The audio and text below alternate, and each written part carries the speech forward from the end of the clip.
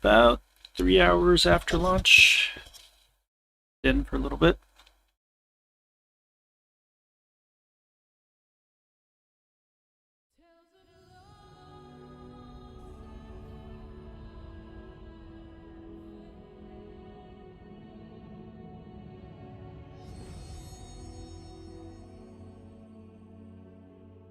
I love the new opening screen. Already seen it from the media tour, but it's great.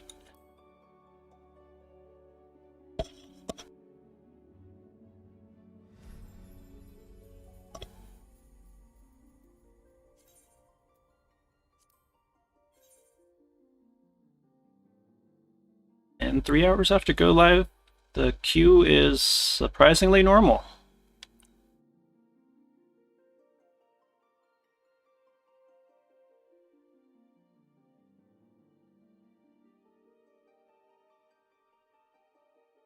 Yeah, this is a pretty normal queue. You wouldn't even know that it was a expansion launch.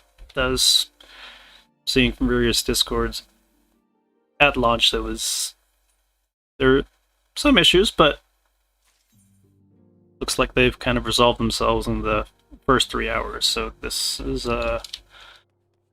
surprisingly smooth, considering that they weren't able to get the new servers that they wanted. Tataru, I have a feeling that journey to Charlian is going to be quite the test of your nerves, in more ways than one. You'll miss this place when you're away. I just know it. But for now, the best you can do is get plenty of rest while we wait to hear from Kryl. Thanks, Tataru. Much and more we have discovered in the Tlafroy's machinations since Thancred and I did return from Garlemald.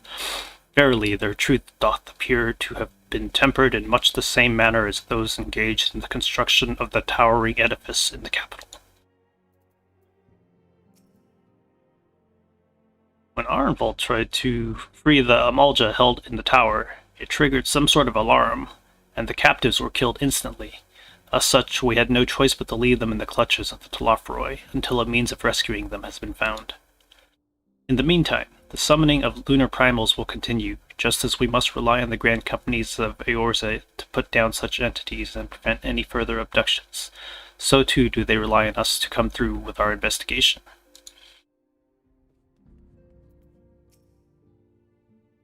After the end of the Dragonsong War, I spent many a moon roaming Ugane, Razatan, even Garlemald, but never Charlian.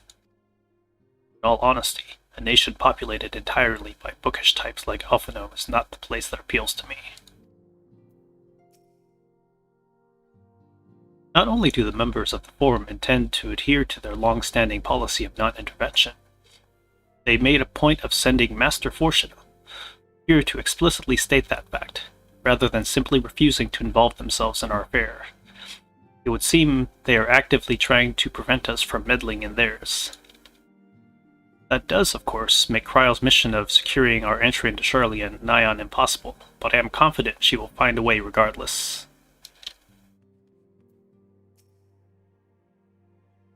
Those who are brought within close proximity of the towers are tempered into serving Garlemald, then forced to summon lunar primals with ether drawn from the land. But even having understood this, we are yet to uncover what the Tlafroy wish to achieve by all of this. Are the towers purely for strategic advantage, or do they serve some other purpose? Whatever it is my father and the Forum are hiding, I'm determined to get to the bottom of it.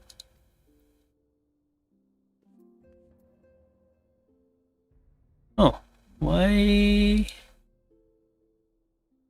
The ether compass no longer a thing? Apparently not. Wonder what's happening with the... Huh. That is interesting. Oh, this item has been moved to your collections. Interesting. So, collections... Here we go. Ether compass.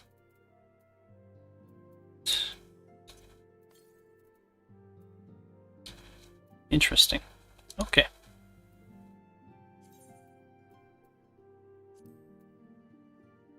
I'll keep it for posterity.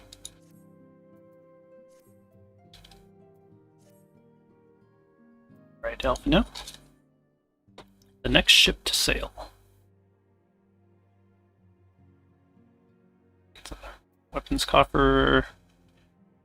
515, which is better than my non-fully upgraded relic. Oh yeah, no more belts.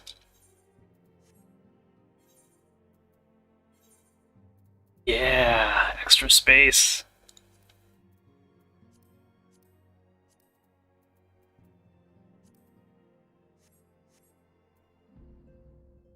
Alphino is feeling the need to take stock. Randy, do you have time to talk? I would like to gather everyone in Dawn's respite, and together assess the situation in which we find ourselves.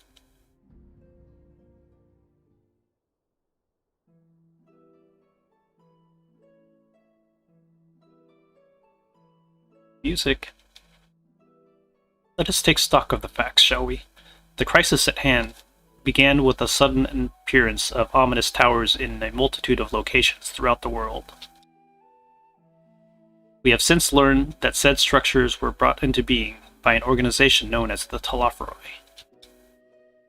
The Telophoroi's stated purpose is to recreate the final days of eons past, an apocalyptic event that would result in the destruction of all we hold dear. Already, these towers have been the cause of untold suffering.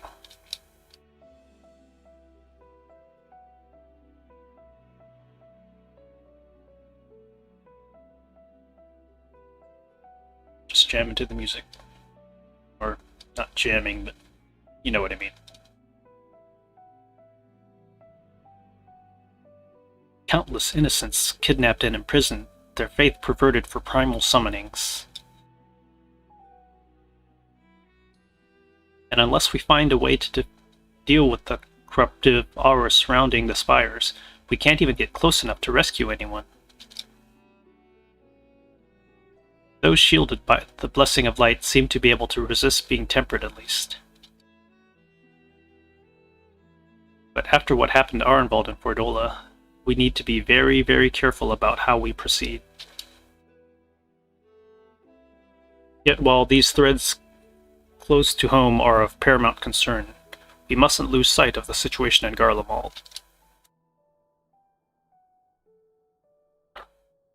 As you know, the Telophoroi are under the leadership of Van Daniel and one other delightful fellow, Xenosier Galvus, the Crown Prince and our dear friend.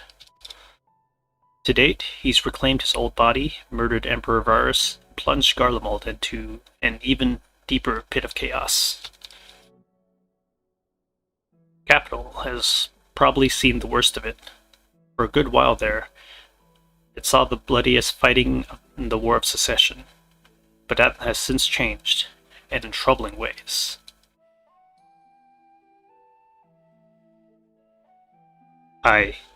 During our reconnaissance, the air was not once rent by the barking of cannons or the cries of discord. 'Twas an eerie fog of silence which did blanket the ruined city.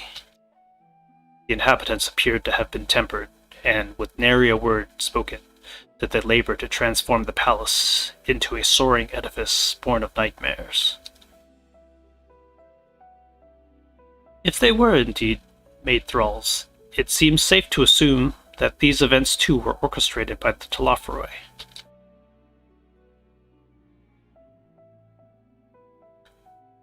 An army of primals is awful enough, but in light of recent developments, I fear it is only the prelude to an even greater catastrophe. We need to devise a means to counter this threat quickly, before our allies are overwhelmed.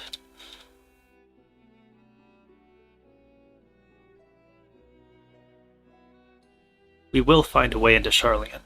I am sure of it. Master Fortuno's comment regarding the final days were curious to say the least. Orem knows more than it's letting on. Sorry to interrupt. We've just received word from Mr. Oh, yes.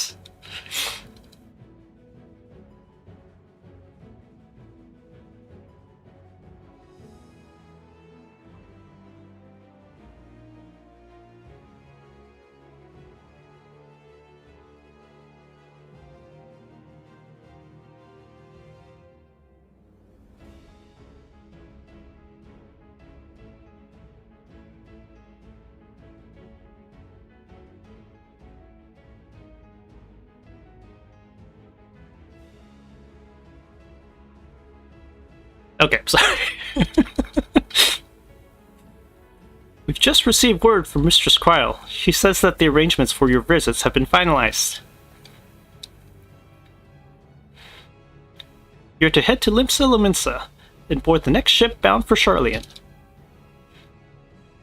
And on arrival, present yourself as associates of the students of Valdesian. Come to assist with the Order's restoration.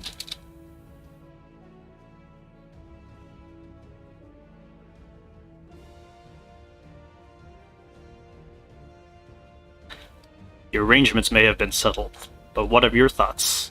They must race at the prospect of returning home after so long.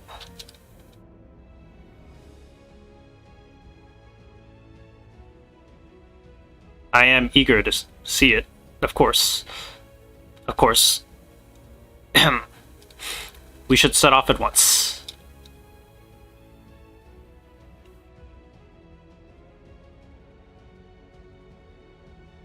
Then I'll accompany you to the docks. You need at least one person there to wave and cry and wish you a safe journey. Oh, Tataru.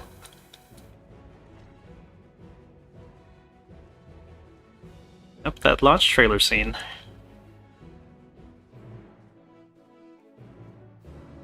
Oh, that new quest accepted music. Oh, yes.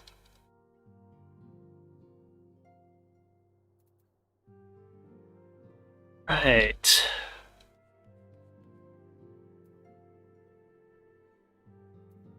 I don't know why it's in the middle of the list here, but let us be off to Limsa Lominsa. Just a second.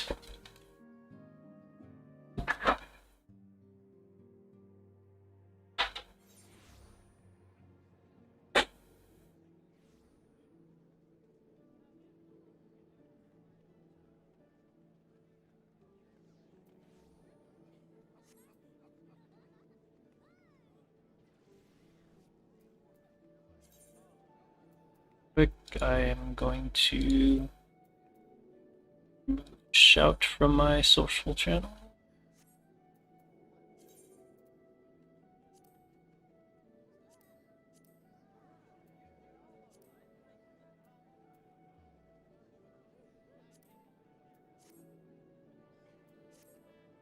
Right.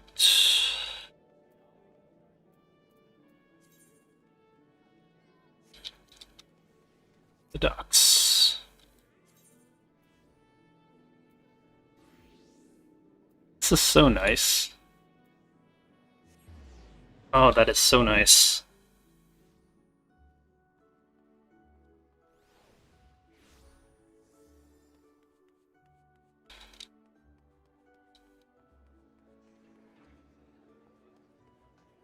Yep, there we are. The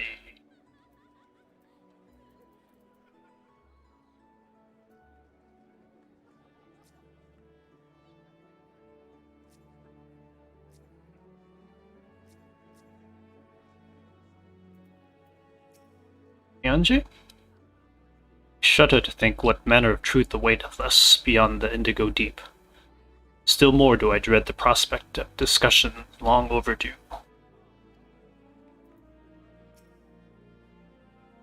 Contrary to what you might think, this will be like going home for me as well. I may have learned how to survive in Limsa Lominsa.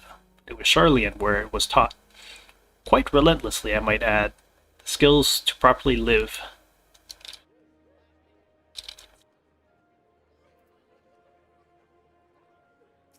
Uh-huh. I never thought the day would come when I would be sailing home again. It always seemed so very far away. Sea travel can be tedious, but I don't mind it.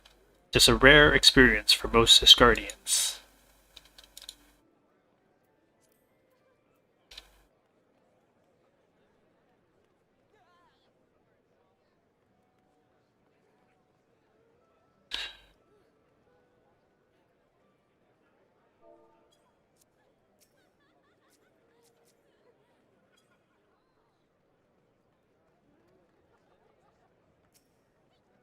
Ah, there's Tataru.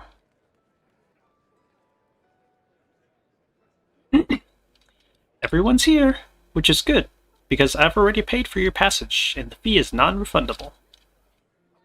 The ship for Charlene should be pulling into the port soon, so please follow me, and have all your luggage close at hand.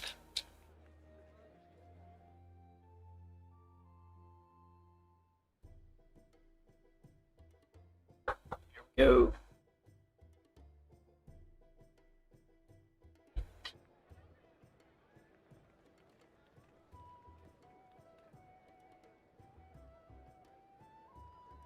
The NPCs from Samurai Quest, and I think the Rogue Quest?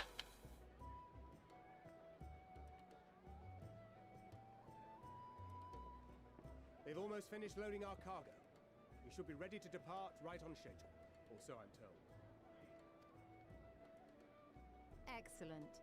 'Tis nice to have a smooth beginning to one's journey, at the very least. It's funny.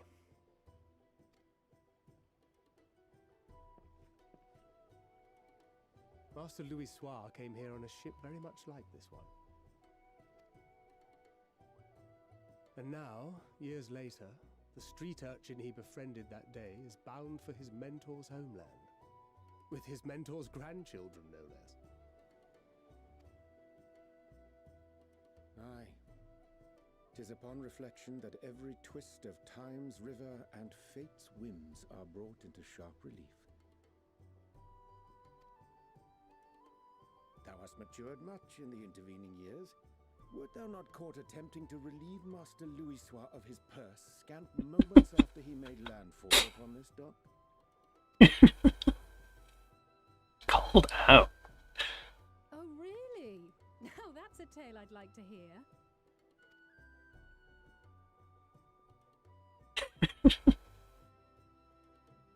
Will this be your first visit to Charlian, Sir Estinian?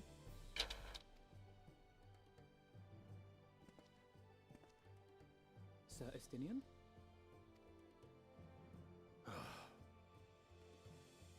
Are we strangers newly met? Why this stiff formality?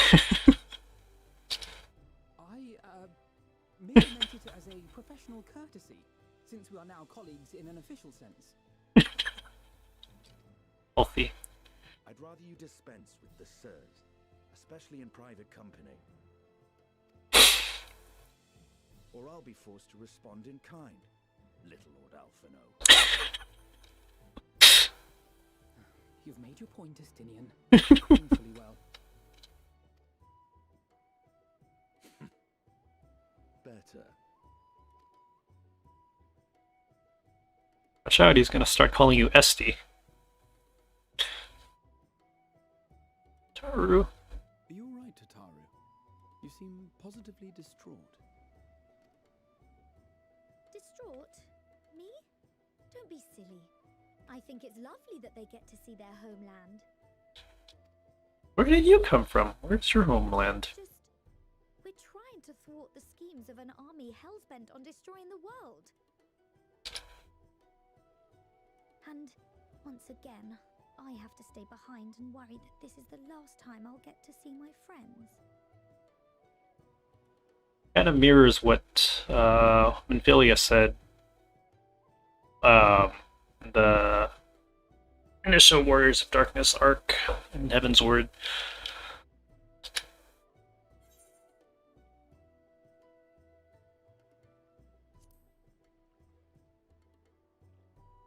Oh, it's not the Vismo. I'll hold you to that. Ah, good. You're still here. Oh, horrible. That's the first time you've been voiced. Hori! Coulternay! What brings you all this way? Coulternay. Got it. Coulternay. We're to assist the Maelstrom and the Kobolds with a lunar primal operation, so we thought we'd see you off before heading to the tower. Flamine and the others wish you all a safe journey, and promise that they'll look after things here until you return.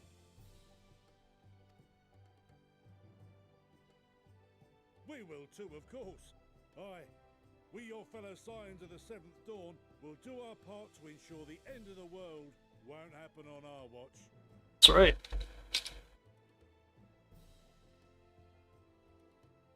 Yeah, Allison. All aboard for Charlian! All aboard!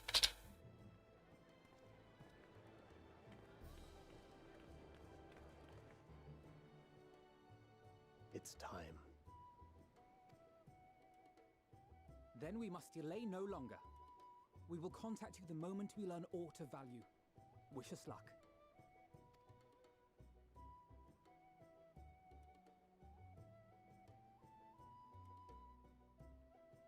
Have a safe journey, and please, please, be careful. She said line. The trailer. Now are we going to have Emmett narrating? That's what I want to find out.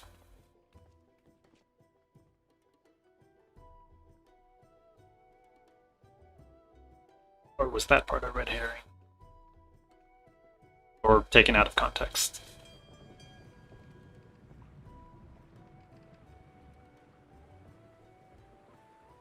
And so you venture forth unto the unknown. A fate beyond the horizon that cannot be divined. A future undefined and in flux. In uncertain times, naught but the simplest words of wisdom will suffice.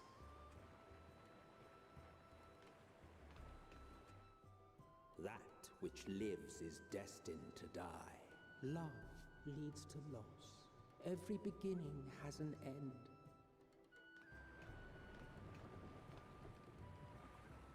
Treasure every moment, every step of your descent.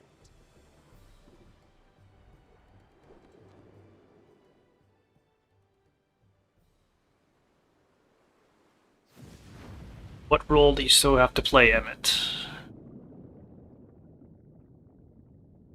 And there, in the depths where souls and stars rest, find your truth.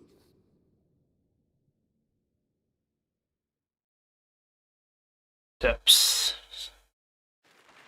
So what is the equivalent of the Tempest on the source? Right, because the Tempest was off the coast of Kalusha, which is the equivalent of Limsa Lominsa.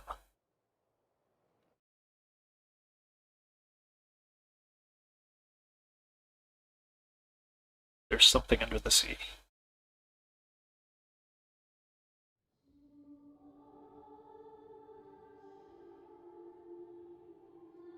This is the 1.0 Limsa Lominsa starting scene! Yes! Holy shit!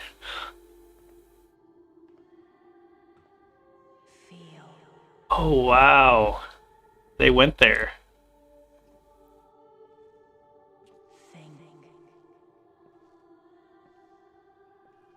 This is exactly the 1.0 opening scene, except this time we're not coming to Limsa, we're leaving it. The day has barely dawned, my fellow earlier riser. Are we also going to get the sea serpent? Envious of those still sleeping soundly, no doubt. My god.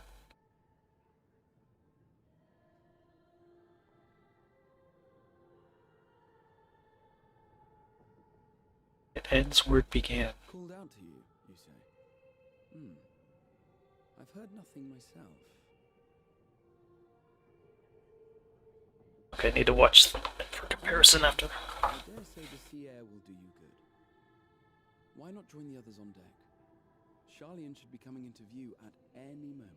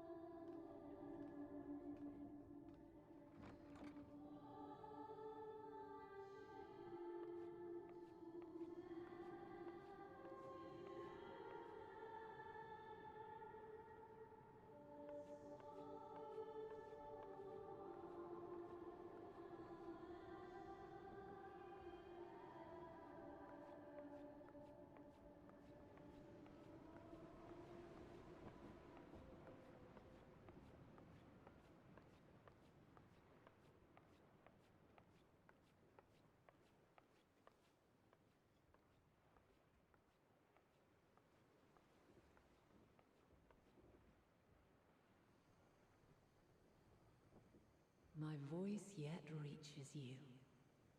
I am glad. Hear, feel, think.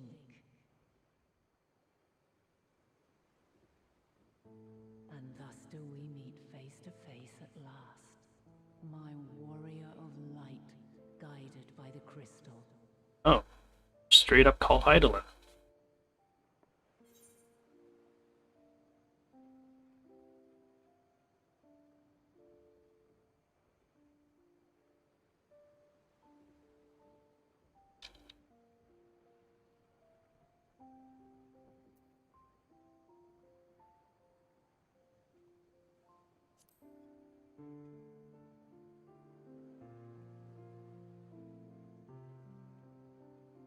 After your sojourn in the First, I believe you have your answer. You what? You have gained an understanding of what I truly am, what Heidelin has always been, a primal. Okay. Zodiac was created to forestall the apocalypse which threatened the ancient world, and I was brought forth to bind him. That much we know. Yet 7 times now, those who would orchestrate a return to that bygone era have rejoined a shard to the god I had sundered. The greater his strength grows, the swifter does mine own diminish. The power to draw your mind into the rift betwixt is no longer mine to wield. Interesting.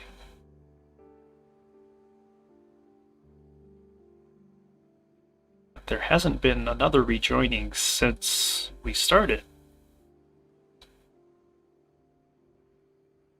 Also, this piano rendering of services.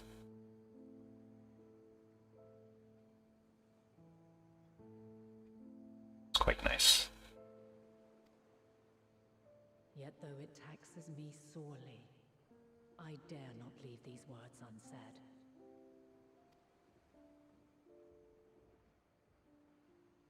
Even bereft of my guidance, you and your companions have accepted the burden of this star's troubled past. A conjunction has begun to form, an intertwining of your time and mine.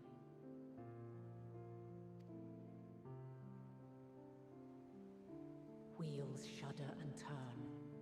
Conflict looms. Monumental. Which will decide the fate of this world and all life upon it.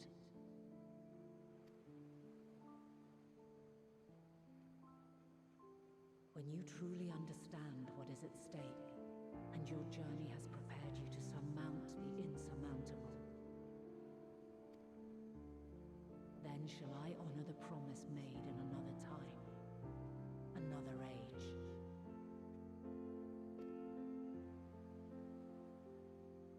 Cast your peepers to the fore, folks. Charlian's just over yonder. Time, another age. I will not keep you further. Your traveler's heart must yearn to behold this unfamiliar land. Another shard of SM. We shall soon.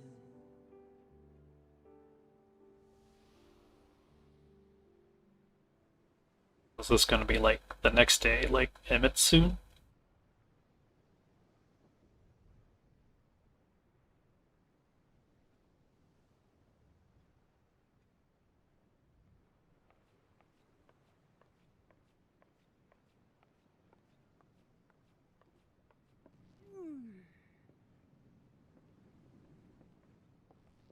Oh, what a fine morning. Oh, still a bit stiff though. And a good morning to you too. Taken a look at the island already? Then let's go. Let's go. Might still be room in the prow if we're lucky.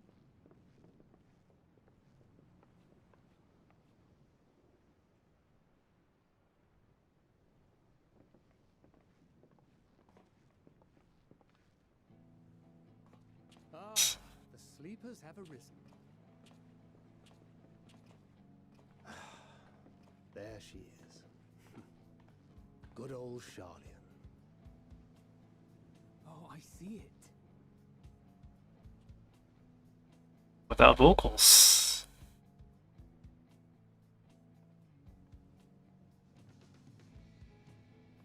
Home. Home at last. Well, maybe not in Father's eyes. But we'll manage on our own. If we must. It's right out. Alice. Whoa. No, you're not alone in this. Stinian. Indeed, 'tis as Sir Estinian said. Forget not the comrades who boarded this ship at your side, I prithee.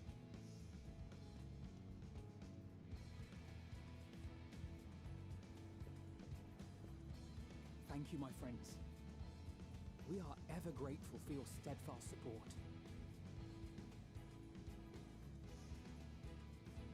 Upon arrival, we will be disembarking into the heart of Charlian proper.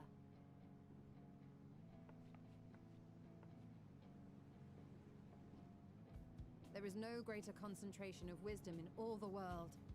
I am confident that somewhere within that center of knowledge and learning, we will find the answers we seek.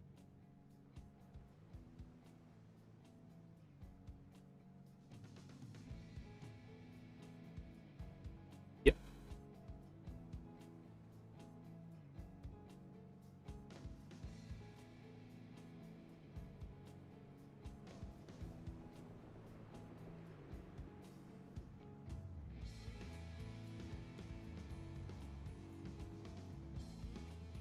It's the moon. There it is. Title drop. Go.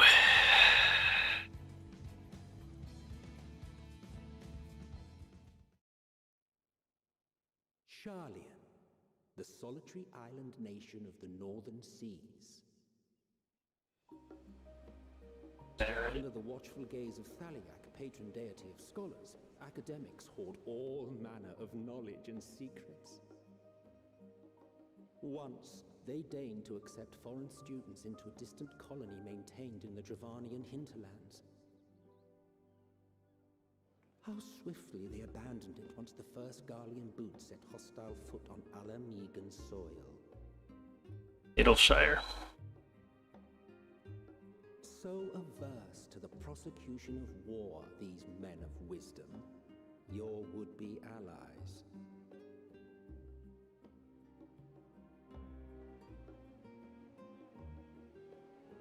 An empty.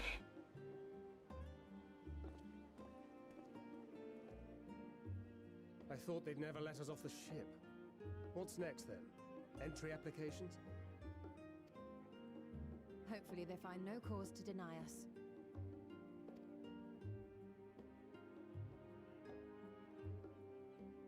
Where's Has this? the Garlean orbit severed relations with foreign powers? Those of us without direct ties, myself included, may be refused outright. 'Tis true that, as a nation, Charlian only forms trade agreements with a select few neutral countries.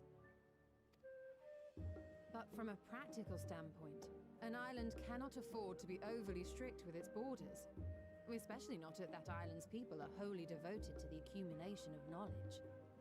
If one submits the proper paperwork with satisfactory evidence of identity and intent, then foreigners may be granted entry. May.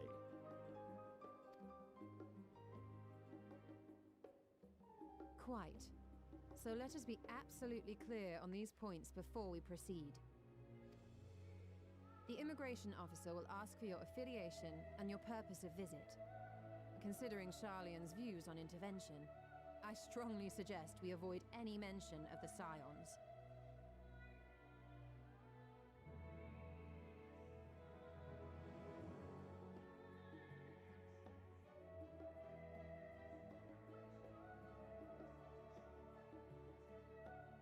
It's vibing to the music.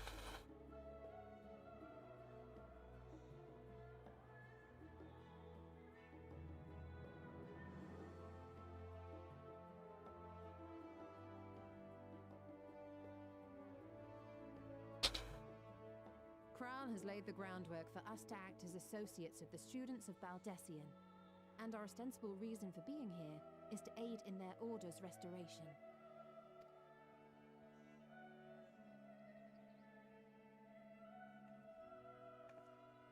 Grahatir, it might expedite our progress should an actual student be seen at the head of our little group. Would you mind leading the way? Ah. The immigration officers were this way, as I recall. Shall we? Oh. No more Shigra, huh? We're the leader now.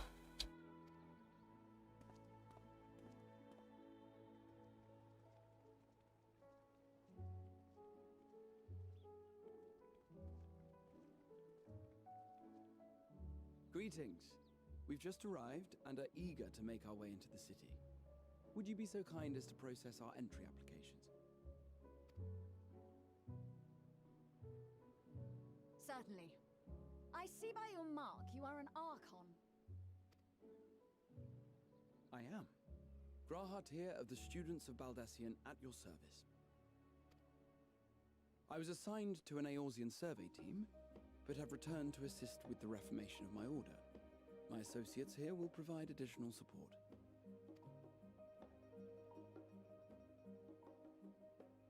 Very good.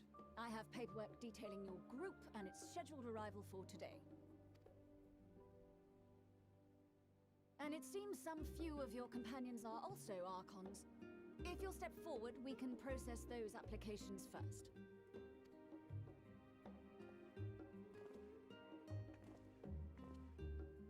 Ishtola rule.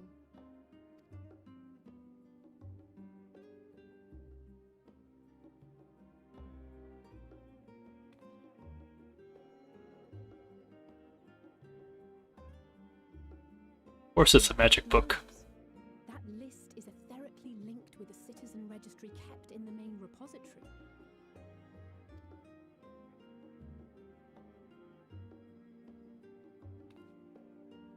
I've confirmed your status as Archons and amended your travel records accordingly.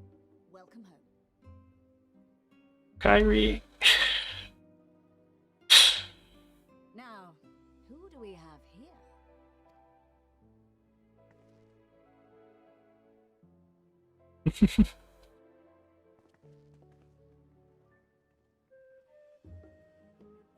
Alphino Leveilleur.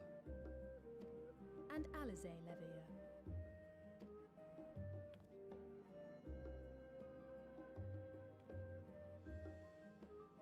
Your applications have also been approved. Having said that, Are they no longer Leviers? there a buzz with talk of how House Leveilleur's lord disowned his young progeny. Hmm.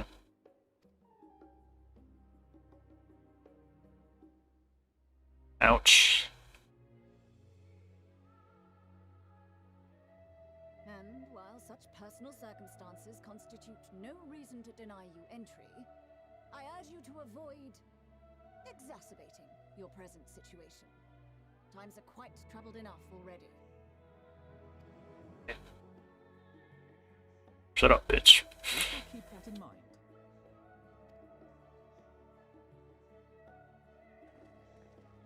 These last two are not Sharlayan natives, but you will find their credentials are in order. An application was made in advance.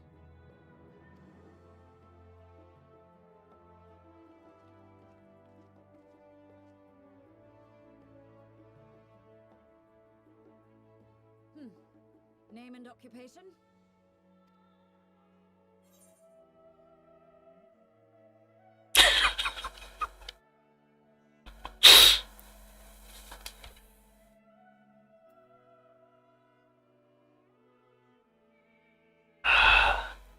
I want to go with the cheeky answer, but that's not what my character would say.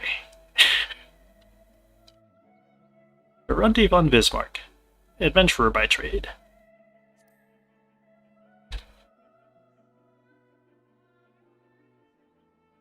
An adventurer.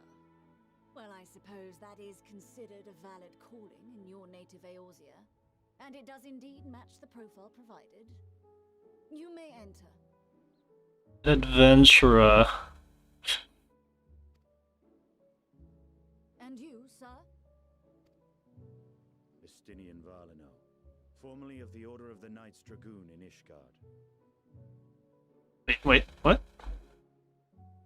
Thought your name was Estinian Wormblood, or is that a nickname? Varlino. Formally, at least. And what, pray tell, is your profession now?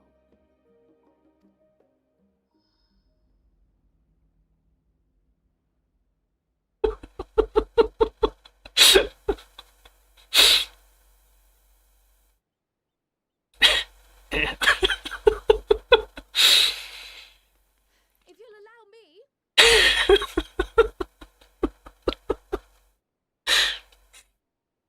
Right to the rescue.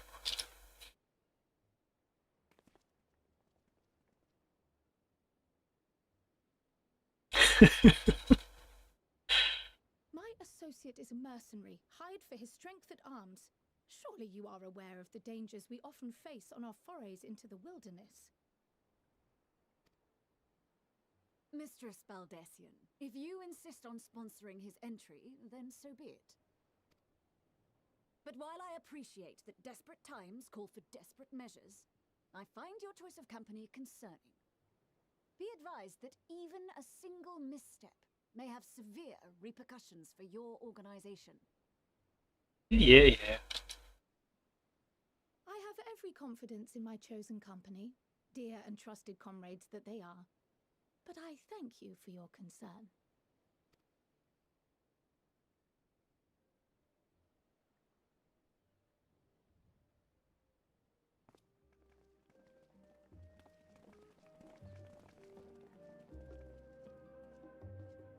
Croyle, it is good to see you. Likewise.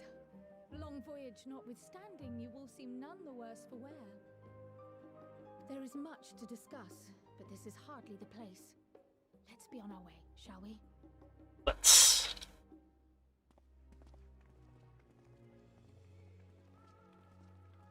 Oh!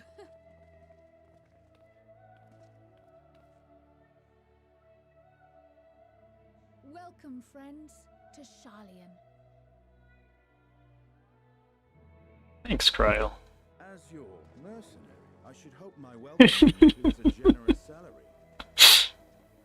Well, I had to say something, Sir Taciturn.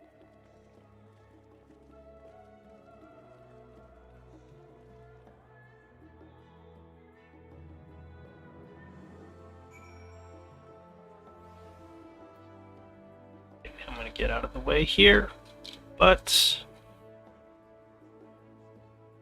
Okay. So, I said that the boat scene was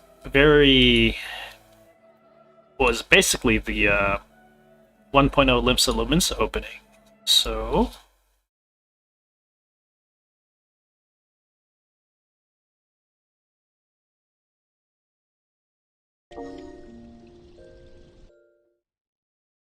It's the 1.0 Limsa opening.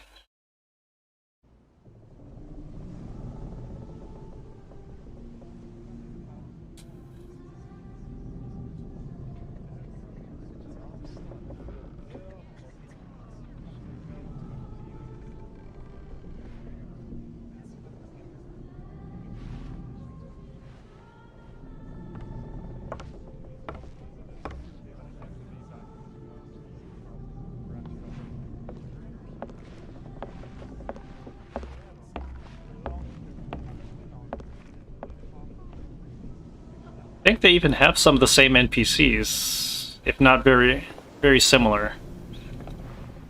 They definitely had those two.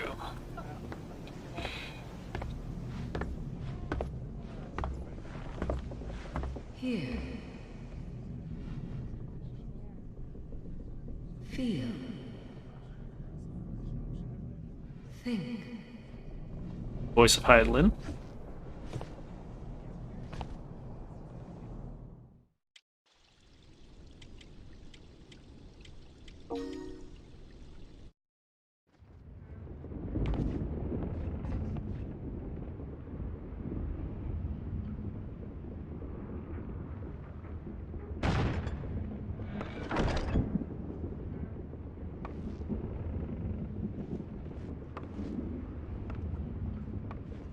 This part is different.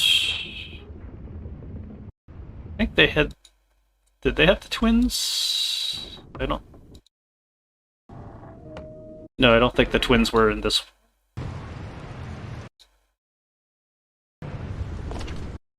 Yeah, I think the twins was more a callback to the 2.0 opening.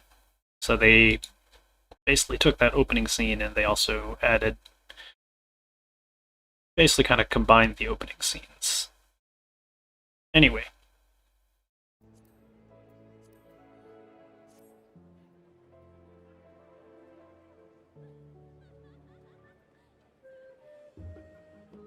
Oh wait, is there an ether?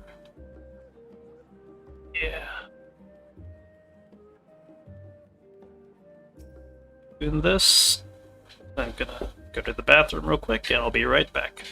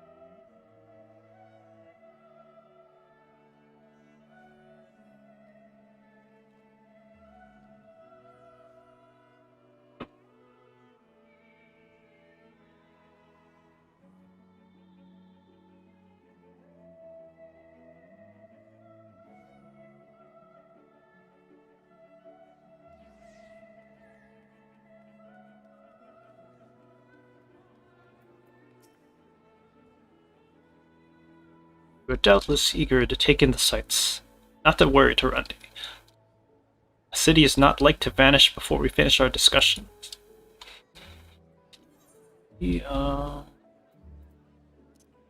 Settings.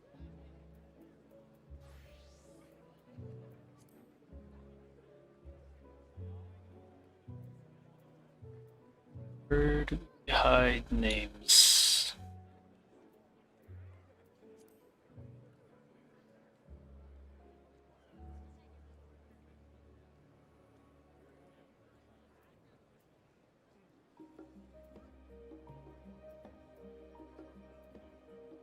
So these are for targets.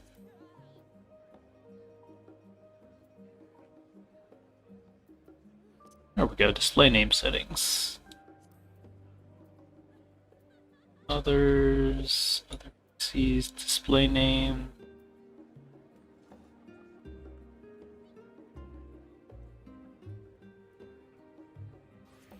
During battle.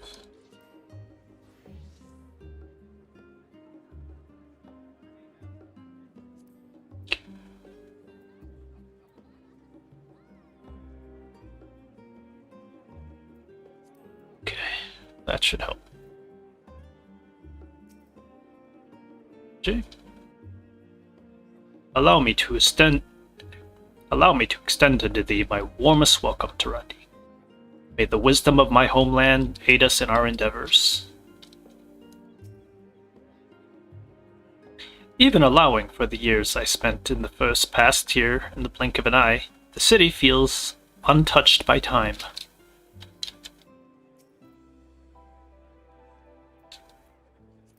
Oops. Alphina? I'm fine, honestly. Better to be waved through with a stern warning than to be denied entry after all. Let's see. That was about as awkward as expected. Still, we're here now, and that's all that matters. Poor kids. Raha. Here we are at last, the great city of Charlian. You may have noticed some similarities with the Crystarium, yes? In fact, Oh, but we really should let Kryl have her say first. We can continue this conversation at another time.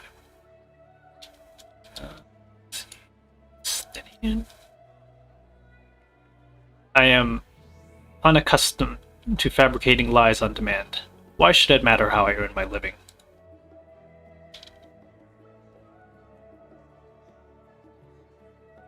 Not really that much of a lie, is it?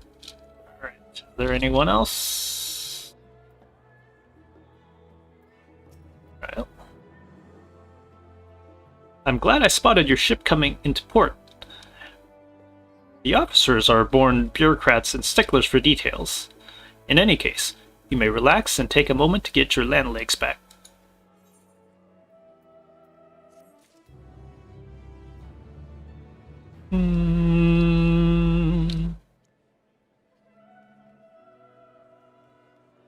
Target Kryl first. Step away to give people room.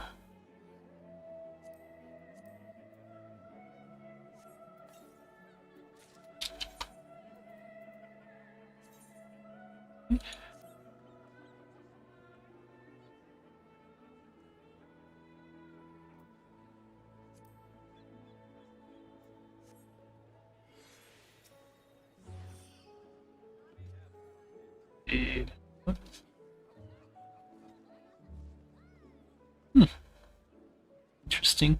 Not bad, not bad.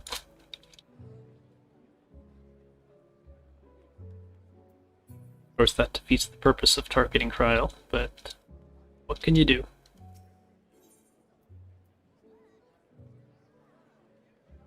Old Charlian, new to you. This is my kitty. Can't really see her that well.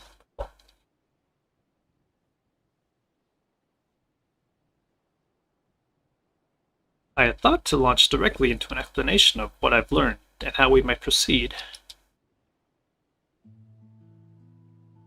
But this is Tarundi and Estinian's first time in Charlian, and for the rest of you, a homecoming that was long overdue. There it is.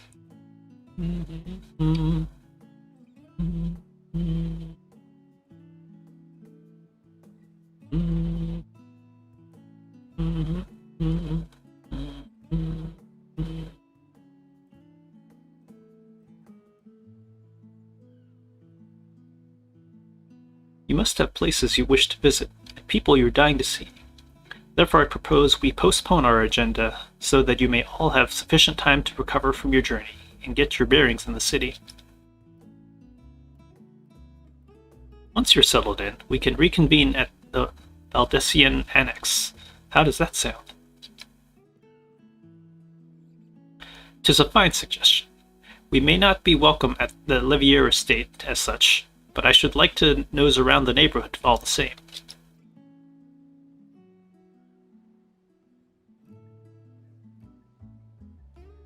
I am equally untethered, as it were. There's no particular place that my kin call home. Still, I would not pass up the opportunity to reacquaint myself with the city. Likewise, A quick tour of our old haunts might even yield some useful gossip. The annex was west of the Aetheryte Plaza, wasn't it? Shall join you there or not? Yes. We'll see you there.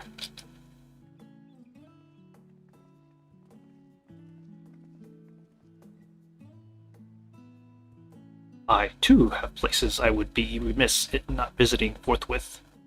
By thy leave.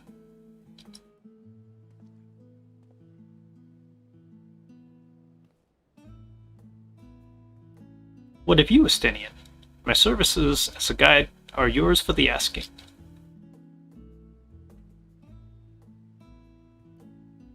That won't be necessary. Till we reconvene, I prefer to wander as the winds take me. But I could... Oh.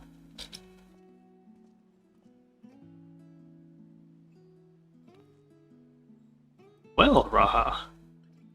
Would you like to join us then? Been gone for quite a while, and this would be the perfect way to refresh those dusty old memories of yours. Of course, if you have... It's been 100 years.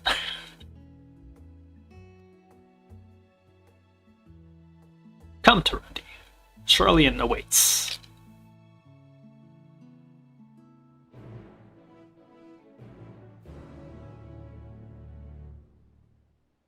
Still takes some time to get used to that new music. I'm gonna adjust my camera a bit, see if you can see my kitty. Kind of blends in since she's the same color as my dress. Yep. Oh dear, his enthusiasm is infectious, isn't it? Yeah, that's kind of our boy Graha. Suppose we can't find where Stinian ran off to. Sure, we'll see him around. After you, my friend. I am more than content to follow your lead. Grahati is now accompanying you. Keep him at your side in order to proceed with quest objectives. You can leave Grahatia behind by entering a different area, using the Ethernet, or by putting too much distance between you. You can also speak to Grahatia and select the option to part ways. If you wish to have Grahatia accompany you again, return and speak with him at the original location, while Grahatia is accompanying you. Next, try speaking with Gryle. Hey, Catboy! Graha! Oh, you're not gonna run circles along with me?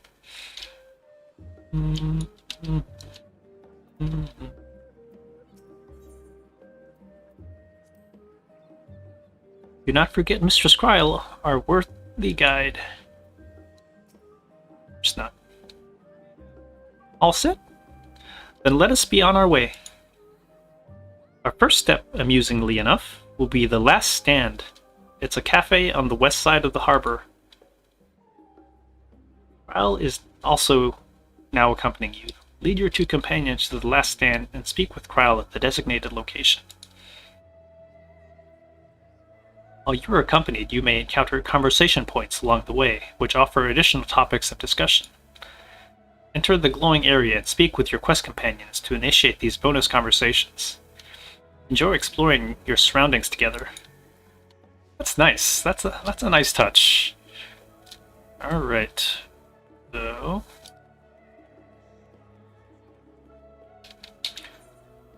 heading over there to the Last Stand. Already attuned to that.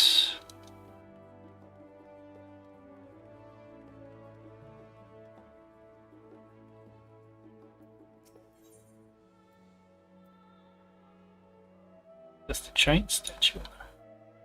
Now that is a sight one could hardly forget.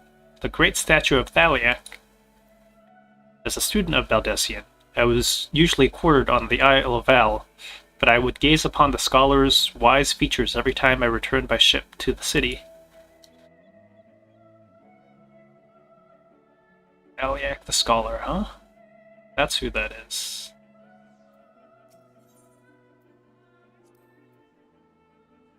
This path leads out towards the sea is known as the Thaliac Stoa, so named for the statue of the scholar which stands at its end. As you know, the Charlian people prize the accumulation of wisdom above all else. Thus, when Thaliac was chosen as her patron deity, it was more a matter of pragmatism than belief, an alignment of principles, as it were. We may have honored him with a rather impressive sculpture, yes, but our faith is not so restrictive as that of, say, the Ishgardians. Individual Charlians can and do worship the divinities of their choosing. It's cool.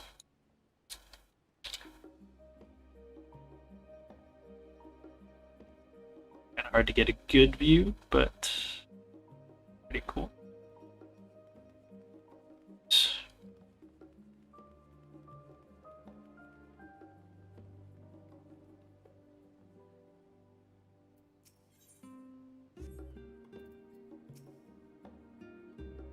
And here we are, the last stand. I may have mentioned this before, but although our research into nutrition and food preparation is quite extensive, the average Charlian tends to regard seasoning and flavor with certain indifference. How can I put this? Food is, bland, as encapsulated by our infamous Archon loaf. The prevailing sentiment towards cuisine is dietary value first, and taste a distant second.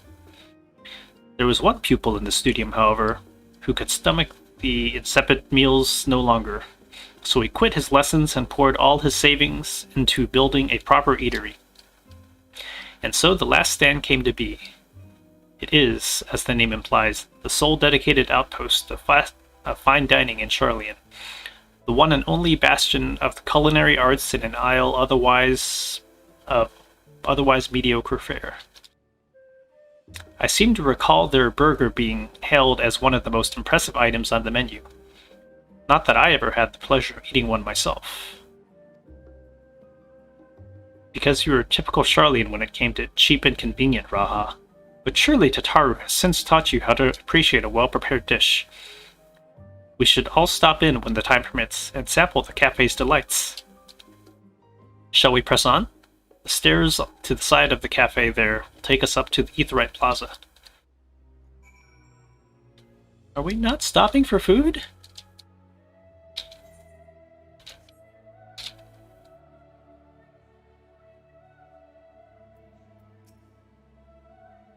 The Gazette featured a piece about a so-called champion of Eorzea.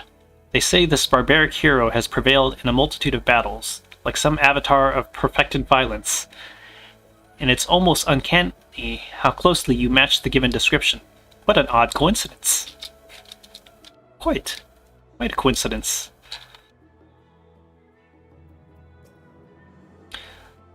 The oven-baked lobster is one of the last stand's most famous dishes. The flavor is said to be phenomenal, but unfortunately, so's the price. Yeah, that kind of happens. Welcome, step right in. If you've placed your order, find yourself a seat and we'll be along shortly. I would like to...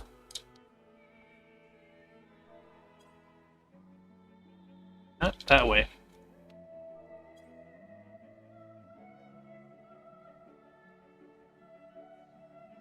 Alright, fine. My friends and I were just discussing the Maki and their practice of black magic. Did you know that... Wait, is it afternoon already? How long have we been sitting here? I'm guessing not, but do you say anything different if I am a black mage?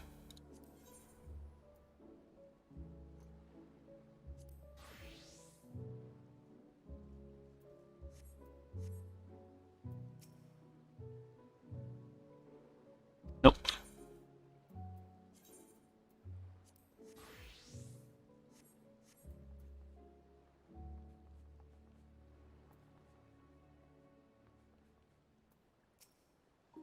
Here. You have the look of an outsider, and I have little and less to discuss with foreign barbarians.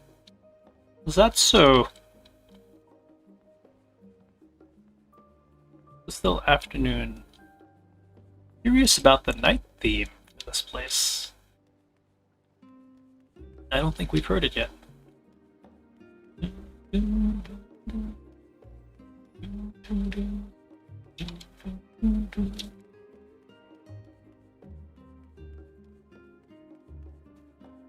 Grab this Ethernet shard here. Though we might be coming back this way later, but we'll see. Aldessian Annex. Alright. Let's grab the big etherite.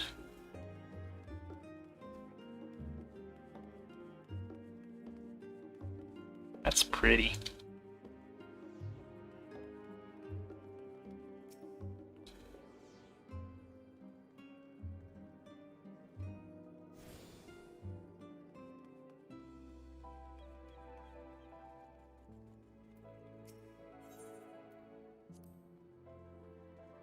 The etherite looks different from how I remember it. No, it doesn't. Has it changed since you were last here?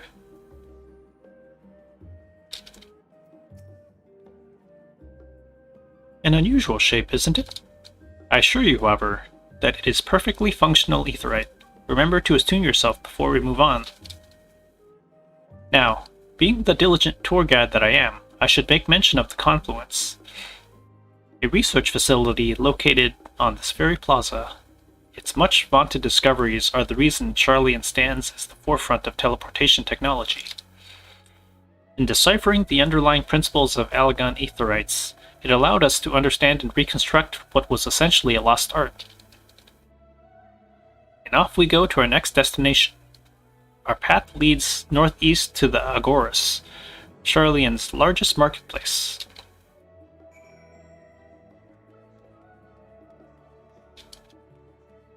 Word ho. There's the market board.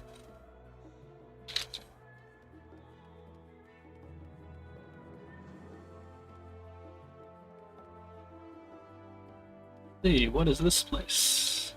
Bruh?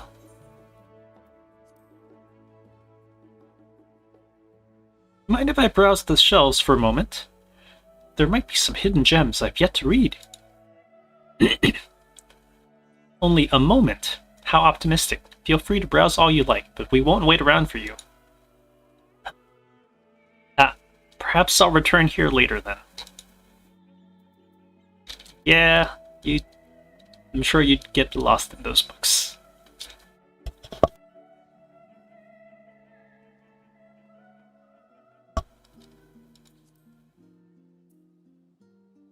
I keep kicking it.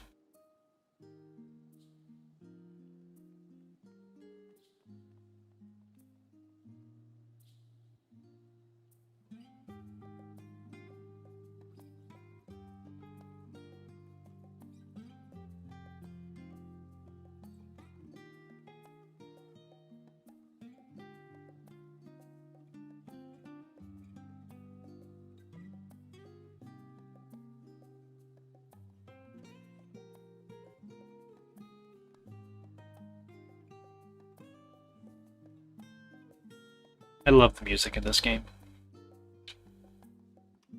These little open-air bookstalls are so uniquely Charlian. I'd always thought them a common sight until I visited other nations. I mean, they're basically like the free open library things. It's just pretty cool.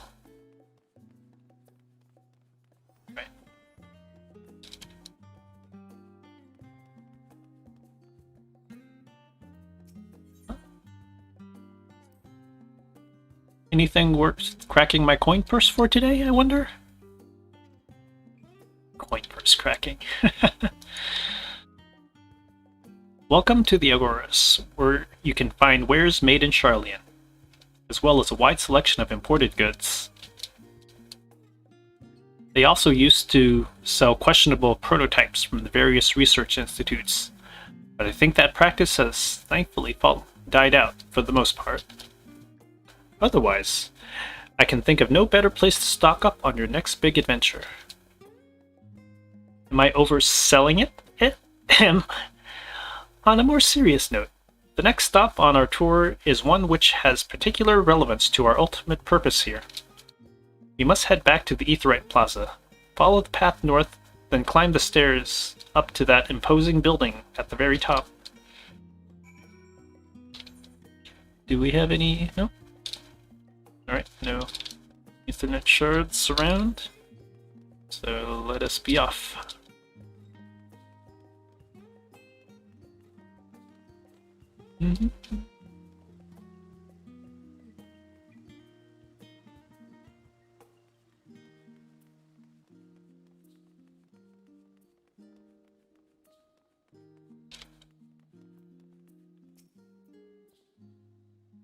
Research must be conducted efficiently. I surround myself with the sweet scent of flowers to calm myself down. Helps me keep an open mind, you see. I see. It's this way we go.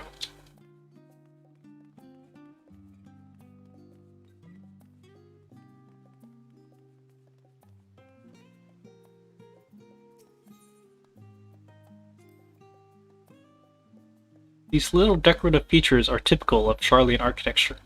Aside from the research wing, our headquarters on the Isle of Val were rather simple and rustic by comparison. This is the Nymphaeum, an area dedicated to the blessing of water. For Sharlayans, water represents more than a life-sustaining liquid. It is a reminder of the Great Flood, which precipitated the birth of our nation, as well as a symbol of the knowledge which flows from Thaliak's divine ewer. This is the reason you see an abundance of fountains throughout the city, and a propensity for utilizing water as a decorative feature in architecture. That's cool.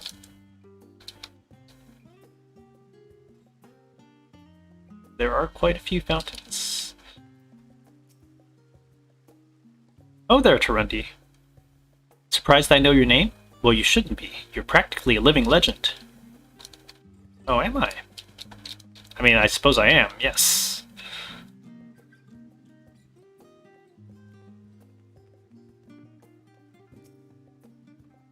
This is the Nymphaeum, a monument built in tribute to water spirits known as the Nymphae.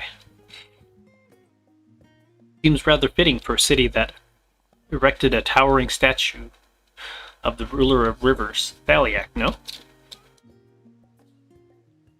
That it does. It does seem rather fitting.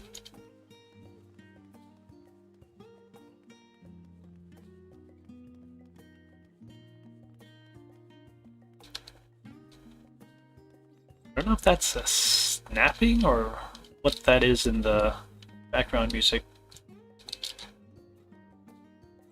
Or like clapping of something.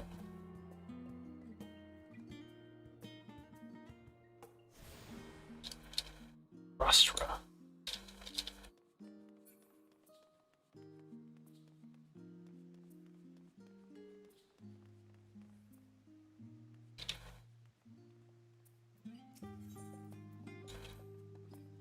Ah, what an invigorating breeze. A touch biting perhaps, but pleasant nonetheless.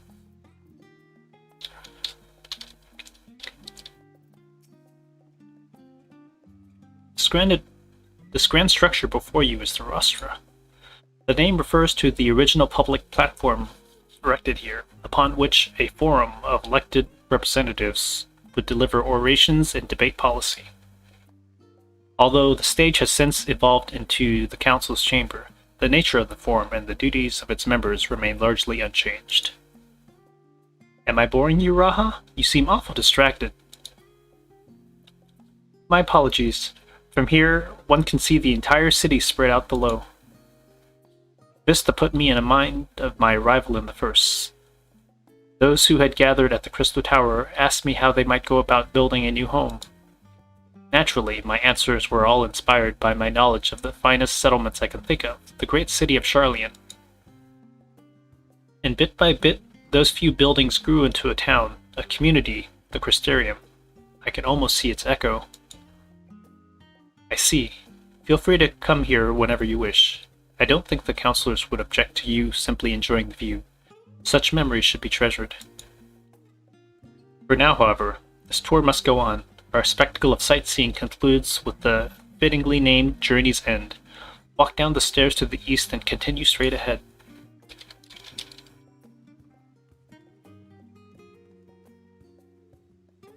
It's quite the view. I mean, it's a bit dark and cloudy and it's foggy, but Rostra.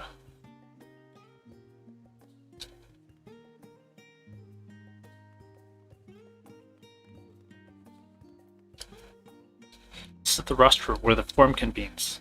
What? You wish a tour? Then enter and speak with the one in charge of such things. Well, I could explore, but I'm sure I'll be taken there later, so I'll just come back.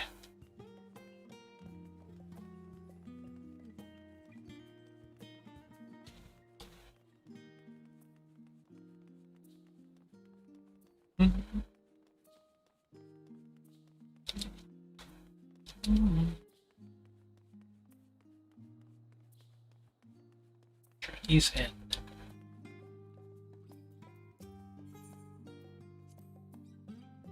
This neighborhood is home to the highest echelons of Charlian society. I never did feel quite comfortable enough to wander these streets on a whim. We've arrived at Journey's End.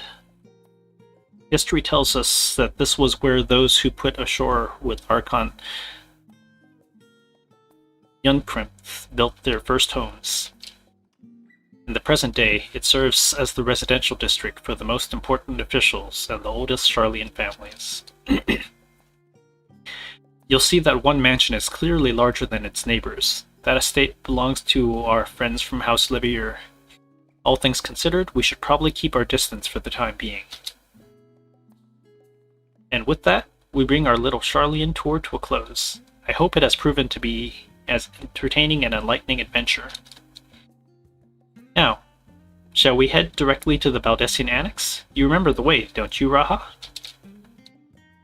Let me think. We head down towards the harbor, cross the bridge to our right, and follow the path below the Aetheryte Plaza? Correct. After you, Terendi.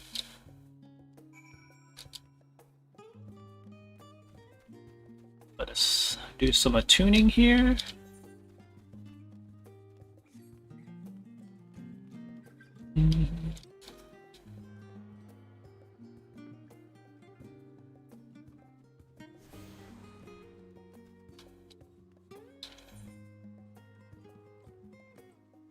I'll go that one too. Jevin. My friends and I gather here from time to time to discuss what we've been reading recently. It's truly helped us broaden our intellectual horizons.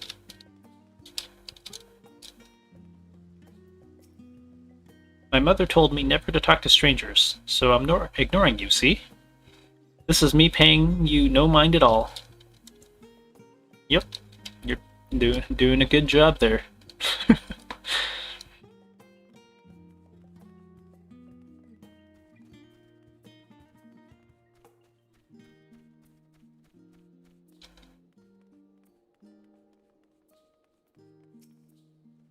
Information's everything. That's why I'm here chatting with anyone I can find. What? Did you think I was slacking? Yeah. Is that House Levier?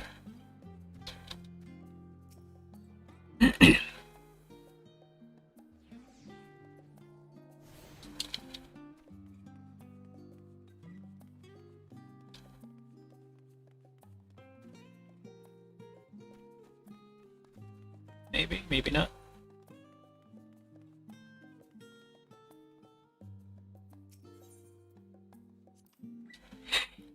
Right. We crossed the bridge here, as I recall. Stick to the path and be careful not to end up back in the Aetheryte Plaza. Charlene is full of educational and research institutions, but there are still professors who prefer to establish their own private practices. Not that I ever attended the exclusive schools they run in these residences. Perhaps the twins could tell you more about them. Would know, wouldn't they?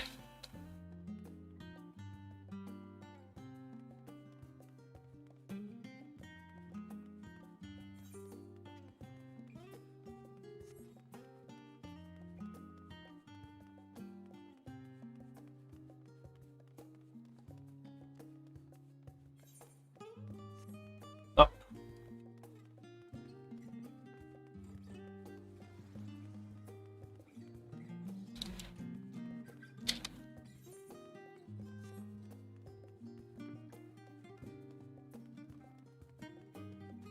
Suppose I had already tuned to that, but that's okay. Take the scenic route.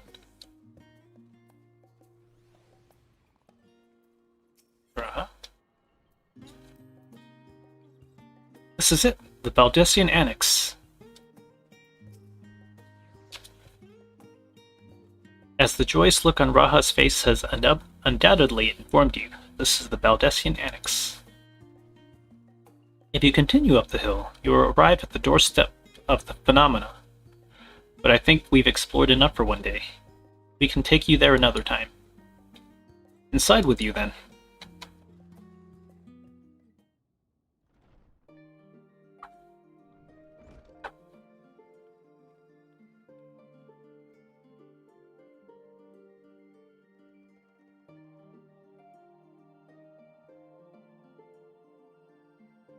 What is this song? I know it.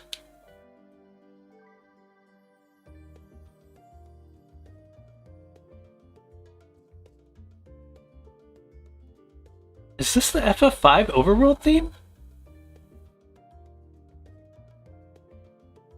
I'm back, and I brought Turundi and Raha with me. Ah, you were right about the ship then.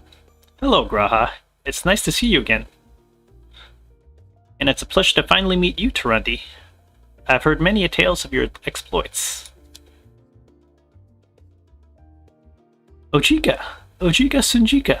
It's been an age. Allow me to introduce Ojika, cousin of Ijika Sunjika, an administration office for the students of Baldessian. He oversees the day-to-day business of the Annex. Oh yeah, that's from the Eureka storyline. Ijika. I read the reports on the Eureka expedition. Ijika's passing grieved me beyond words. Thank you for standing by him until the end. This place is like a second home for the students. Isle of Val served as our main headquarters, of course, but we often had occasion to visit Charlian. Whether to make use of the city's research facilities, attend conferences, or procure supplies from distant shores. The annex here was built to provide lodging for our members while we engaged in such activities. Now that our former headquarters is on the wrong side of the world, among other things, the annex has become our new base of operations for all intents and purposes. And yet, it feels so empty, with so many lost to us, our organization is a shell of its former self. The day will come when we will see the students rise again. But first, we must ensure that the Telafroi fail. Through that door on the left, there is the main hall, where we can discuss our options moving forward.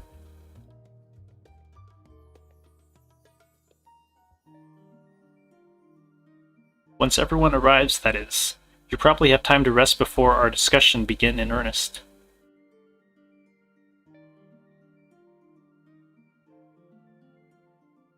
I've had private quarters prepared for you in the Andron, so please, feel free to make yourself at home. Ah, the nap rooms. Perfect for an afternoon dose.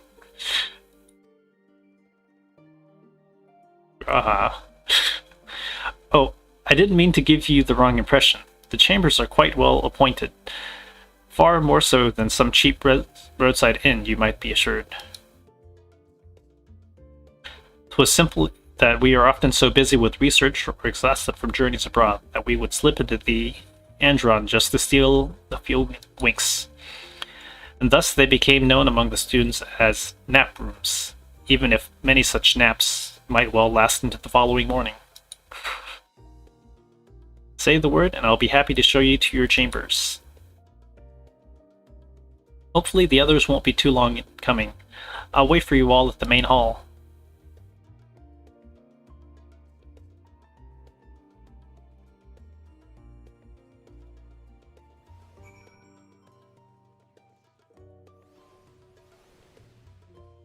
Okay, now we need to check FFXIV Overworld.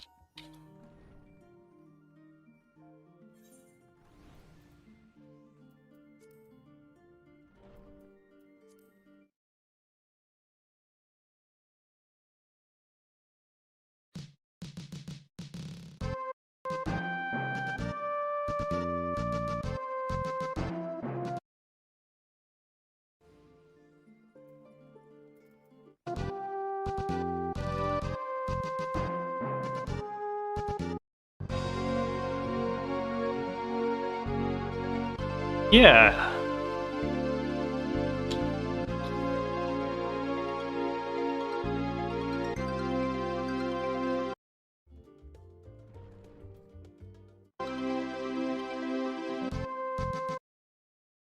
I don't think it's the overworld theme. I think it is something else.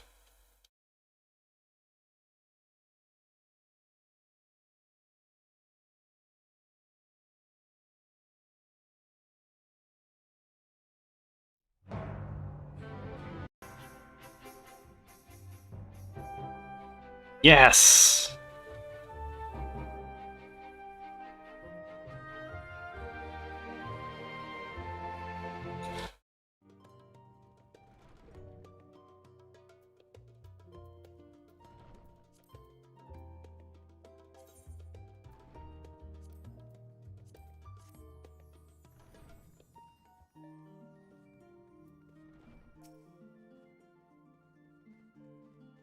You have papers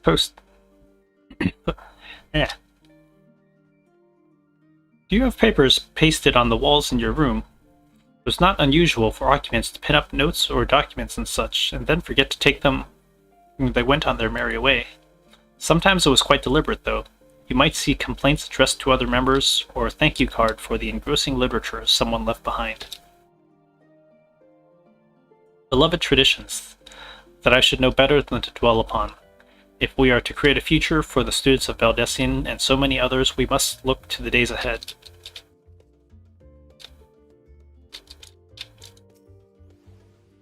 Welcome back. Ready for a nap? Nothing for now.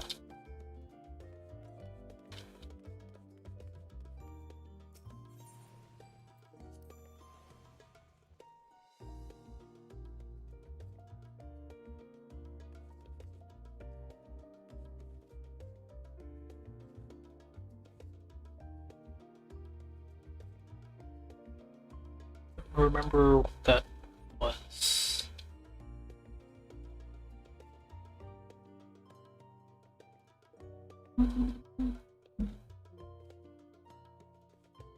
Far East.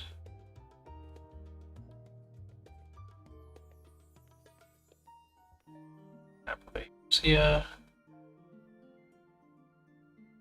Appapidland, rather. Eorzea. Alternate of Alternod and Bilbrand. Garlemald. I think all of this is Ilsabard. That author there.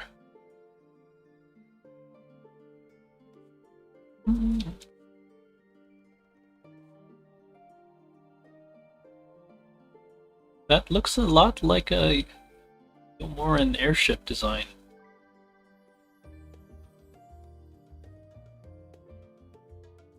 Elegant stuff.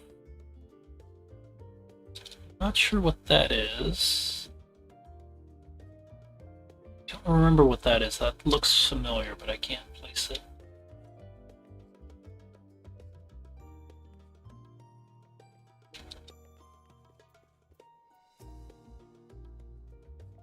Feeling refreshed and alert, our colleagues should be wandering in soon, so I suggest we stay here and wait for them to join us.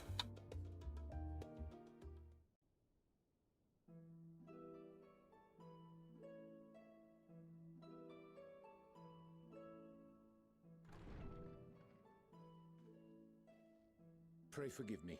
I was delayed. It's fine, Urianger.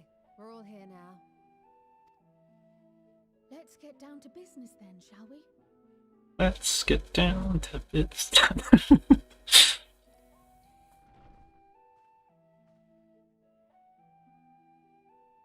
Come what may, we must prevent the Telophoroi's plans from coming to fruition. At present, I see two paths for gathering the information which may aid us in achieving that goal. The first involves an investigation into the change which has come over Sharlayan, not to mention the recent inscrutable behavior of the Forum. As most of you know, the 99 members of the Forum are elected from the general populace. This alone guarantees a plethora of opinion with regards to foreign policy. The bibliotheques, for example, are a group of conservatives which would have Sharlayan focus on recording history, while remaining entirely uninvolved in the making of it. And at the other extreme, we have advocates for proactive diplomacy and direct intervention. My grandfather Galef was one such member, as was Archon Louisois. Yet despite our diverse factions and philosophies, the recent vote to deny Eorzea's request for assistance was unanimous. So I wonder if we're going to find out more about Galef, because Galef and Kryl were both from FF5 and Residential Districts here. That's using the FF5 main theme. Even more concerning was the fact that many cited other, more pressing duties as justification for their recalcitrance. Fortuno's refusal in Gridania had those same undertones. 'Twas as if, having stared unblinking into the face of impending doom, he had simply turned away to pursue something more important. But what could that possibly be? A mystery indeed, and one which I ask for your help to solve. Our future may depend on it. As for our second potential path, it concerns a request made directly to the students of Baldessian. Our organization was founded primarily to study strange and unexplained phenomena the world over. Mysterious relics and ruins, arcane disturbances, and so forth. Compared to our more isolationist Sharlayan colleagues, we have strong connections overseas, namely with scholars and academics who share our passion for the unknown.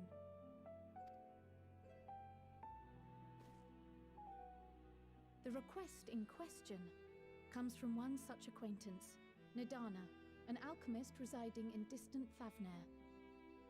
Her missive describes the sudden appearance of a tower, and the subsequent summoning of what I can only assume is a lunar primal. Already?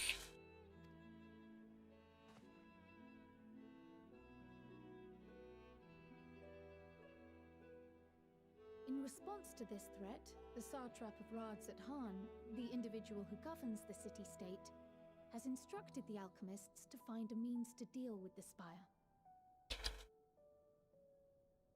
The artisans of that land are heirs to an ancient tradition, one rather unlike that of their Uldan counterparts. 'Tis possible, nay, probable, that they have gleaned truths unattainable by Eorzea or her Far Eastern allies. They do, in fact, appear to have a strategy in mind, though it will require further research. To that end, they have requested an introduction to a capable warrior shielded by the blessing of light. Of course. Assuming we divide our forces to pursue both of Kral's lines of inquiry, then having you join the group heading to Thavnair would seem the obvious choice. Obvious. The investigation in Sharlayan is of vital importance as well. Equal, I think, to the Thavnarian one. given that the fate of the world may hinge on the results of both. Is this where we split?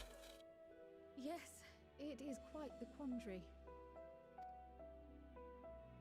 Though it is a great imposition and an altogether too common one, our efforts would be more likely to succeed were you to lead the charge on both fronts.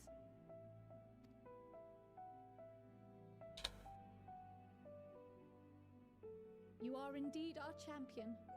As to which task to tackle first, we will defer to your decision. Let us next decide how everyone else might best be assigned.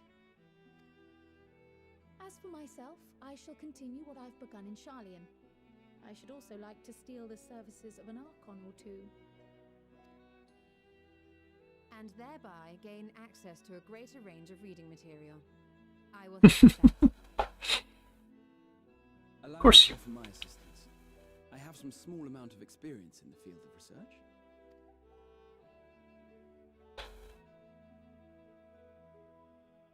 Alize and I would also like to help, if you would have us. Anything to understand even a fraction of what our father and the Forum might be thinking. Mm-hmm. Of course, the more the merrier. Right. The rest of us will make the journey to Thavner. Thoughts? Objections? I passed through Thavner on my way to infiltrate the Empire, and though I'm not qualified to give a guided tour, I did gain a sense of where things lie. I'll be happy to have you along then. So for this group, it will be you, me, and Urianger. Give me a moment afterwards, and I'll supply you with all the details of Nadana's request. Consider this hall our rendezvous point once our respective tasks are complete. May our investigations prove fruitful.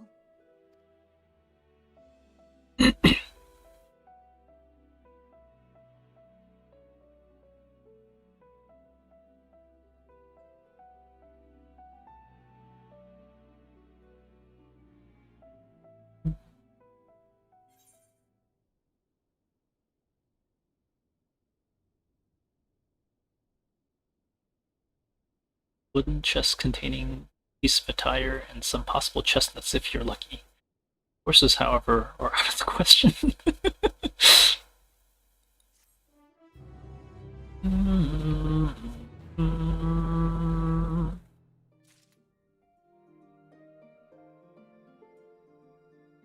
Alright. So since we've seen Thavner on the media tour, I think I'm gonna go there first. So I kind of want to round up what I've seen there, so pretty sure the Tower of Zot is going to be our first dungeon there, and we'll be facing off with the Magus Sisters, although it looks like it has a Hindu vibe, so it's... we'll kind of see how that goes.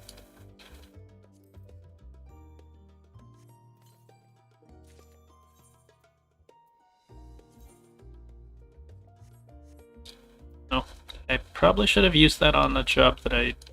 well, I mean, all of them should be mostly geared higher than that, but oh well. Though I have read much of the subject of Razat Han, visit shall be my first. 'Twill be interesting to see how the Hanish mean to contend with the tower, different as their magical and technological disciplines are. So it's back to Thavner. Had I known earlier, I would have considered more suitable attire.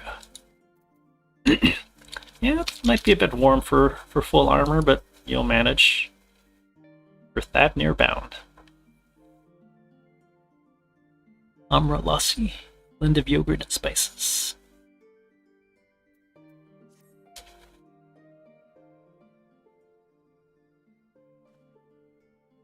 The Krau's instruction in hand. If you're ready to set out, then so are we. Having been to Thavner before, I can travel by Aetheryte. But what of the rest of you? Another sea voyage would waste time we do not have. Krau was of the same mind, and has already secured the aid of the good folk of the Confluence. We'll take ourselves there. Confluence, thou sayest? I'm afraid so, my friend.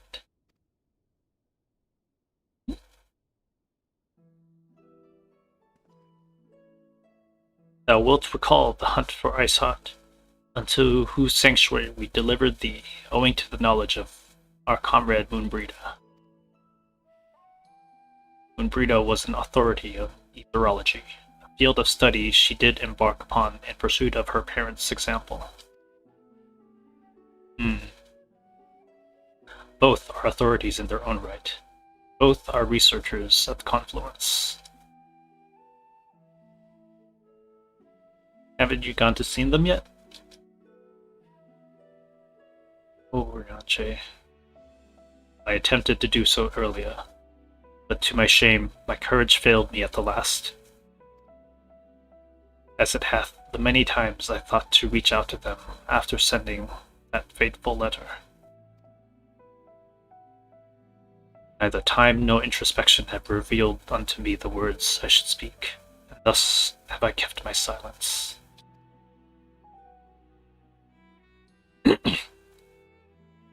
Whether you come with us or no is your choice and yours alone.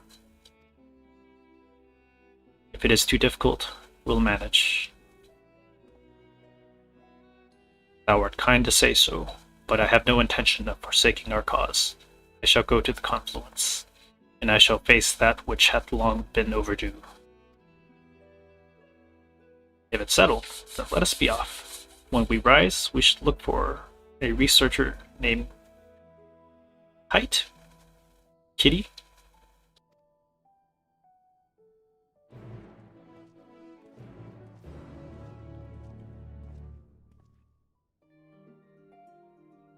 I'm gonna let my cat out and probably take another bathroom break.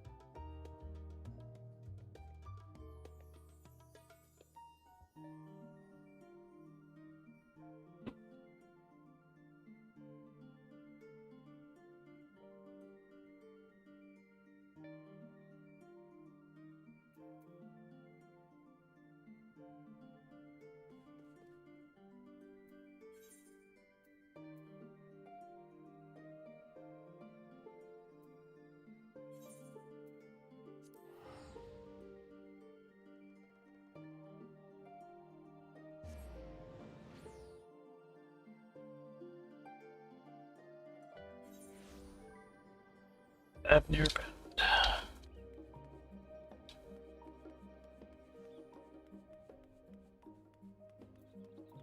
As for the hunt,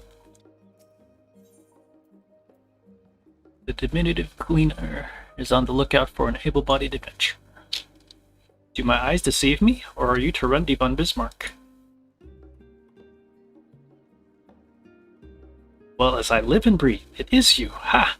I knew I'd be the first to track you down. Who's the guild ship's top hunter now, eh?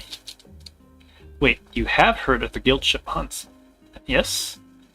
They're not so different from the hunts you're familiar with in Eorzea, as I understand it.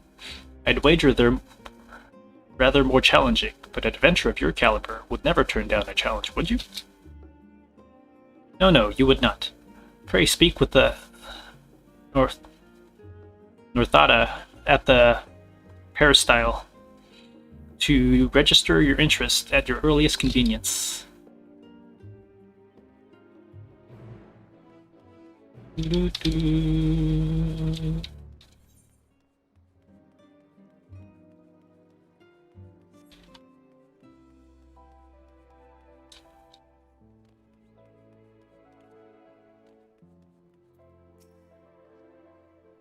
I am Northbada.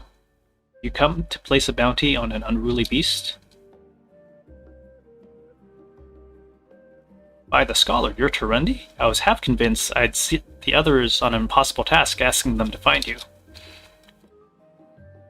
The Gleaner's Guildship has been posting hunt bills, you see, in the hopes that capable individuals will take up arms to lighten our ever-increasing load. Unfortunately, capable individuals remain the sticking point. Few hailing from our fair poles are willing to take up arms, let alone be able to stand against the more fearsome specimens. You, however, have the experience and the grit we need. When I heard you had arrived on our shores, it was music to my ears. You needn't work for free, of course. We've done our research, and the rewards we offer are as fine as any you'll find abroad. The currency we employ is a relic of a time when Gleaner was a great deal less figurative, so you may find it somewhat eccentric, but it's good as gil here. Speaking of eccentric, it should be noted that the majority of our clients are scholars. You probably won't have heard of half the creatures they send you after, but I find it's best not to worry about that overmuch. Slay beasts, collect samples, try not to think about the long-term effects of touching said samples, and get paid. Simple, no? That being said, I wouldn't dream of throwing you in the deep end just yet. Let's have a start off with some of junior marks so you can get your feet wet. You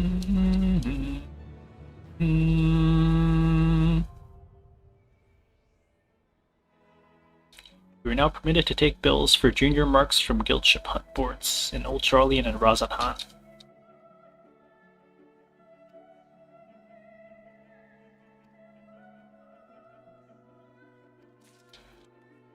Right. Let's grab some hunt marks. Get close and Thavnir, huh?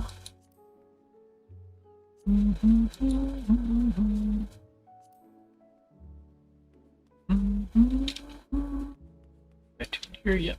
Yes, I have.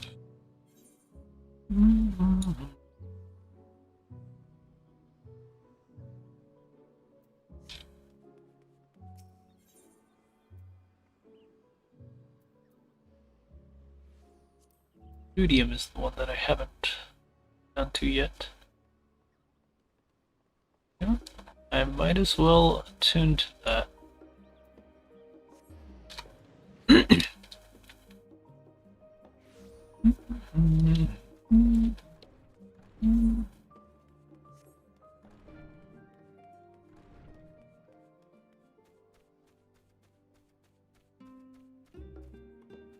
So I have to use the bridge.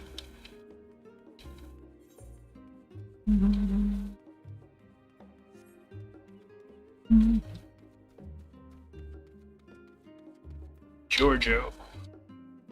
The studium is home to all manner of debate, though there are some who have taken to recording forensic victories, even betting on who will win and who will lose an argument. The scion of House Livier, who graduated quite a while ago, claimed the most wins and has yet to be dethroned. Would that be Alfie?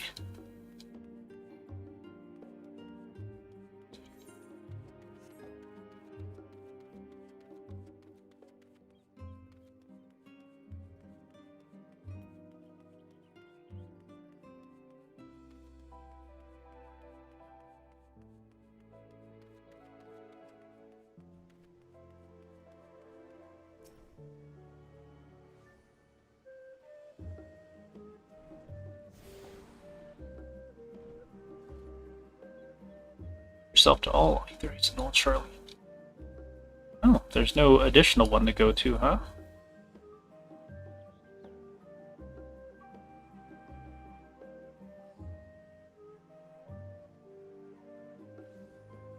Yeah, I guess there's There's nothing else on this island we can go to? Because that's a chocobo porter, I'm assuming. That's interesting.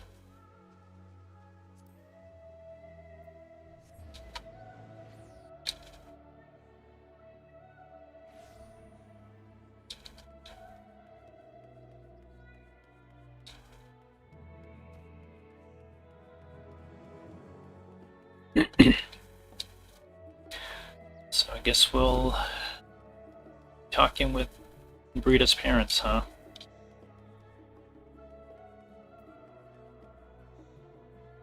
It would seem the old methods are simply not productive anymore. Researching teleportation magics is difficult in that it requires an abundance of space, which in turn requires an abundance of funding. Thankfully, we can use this public facility free of charge.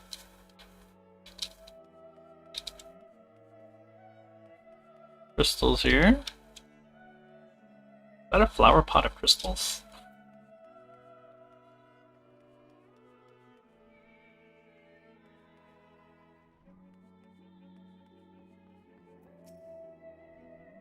I'm researching the Far East in Koto. Here's a bit of trivia for you. It is made of timber. Is that not absolutely fascinating? My, what a mysterious and exotic land such a place must be.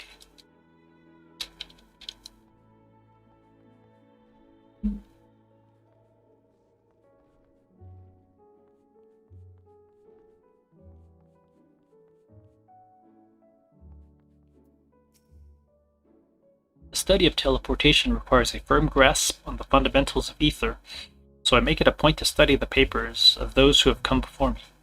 I'm currently studying a treatise written by Ichika Tsunjika, a truly a luminary of his field. Yeah, that guy.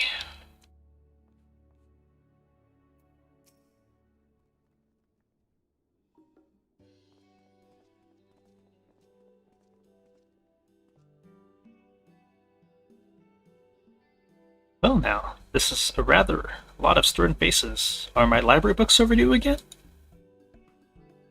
Not to our knowledge. We're associates of Kryl, of the students of Beldesian. We seek passage to Thavnir, and understand that you can assist us. Ah, the test subjects. Welcome, welcome. Test subjects? Oh, you hadn't heard? Well then, allow me to explain. So, in order to travel to an aetheryte, you ordinarily need to be attuned to it beforehand. Otherwise, you can't use it as a beacon to seek out while you are a mess of ether hurtling along the life stream. An inconvenient but incontrovertible limitation of aetheryte teleportation. But what if I were to tell you that there's a way to travel to an aetheryte without being attuned to it? A way to teleport instantly to places you've never been? For long years, we've labored to make such travel possible. People might move about more freely. And we've finally done it. We've created a new kind of aetheryte that doesn't require attunement. Truly, that changes everything. Well, my language may have been a bit misleading. The user need not attune to these aetherytes, but the aetherytes themselves must have been pre-attuned to each other, thereby facilitating travel between the 2 points. But it just so happens that our first test pair of aetherytes, one has been installed here in Charlian, and the other in Yadilmad, a port town in Thavnir. As you may know, our nation has long maintained strong ties with Razathan, and indeed, we owe much of this breakthrough to the contribution of their alchemists. So to sum up, we're to test these aetherytes. How fortuitous for you. I should mention that an accident has impaired my ability to channel ether. Will this be a problem? Not at all. As a matter of fact, you might say these aetherytes were made for people like your good self. The magic imbued within these will whisk you away without any effort on your part. Veritable dream come true, and far be it from me to worry about such things, but do we have permission to make use of your shiny new invention? The only permission required is yours, so assuming you're willing, we're all set.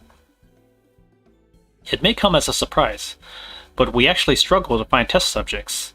Most people seem to have an unreasonable fear of their souls gradually disintegrating as they drift helplessly in the life stream in the statistically unlikely event that something goes awry. But it's plain that you aren't most people. Mrs. Cryle truly knows how to pick 'em.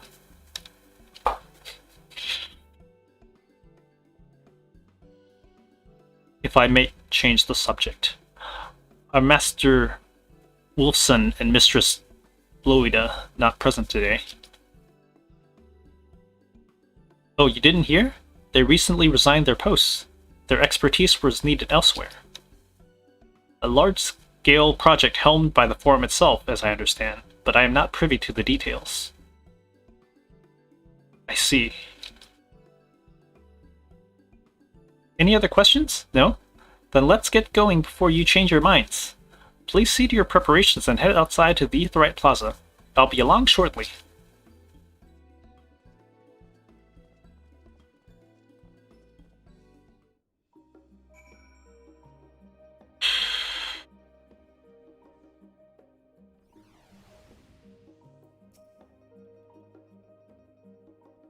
In case you're wondering, Aetheryte still functions like a normal one. It's just been upgraded to allow unattuned travel. I'll see you there shortly. Alright, if you say so. So we'll be heading to the normal Aetheryte, huh?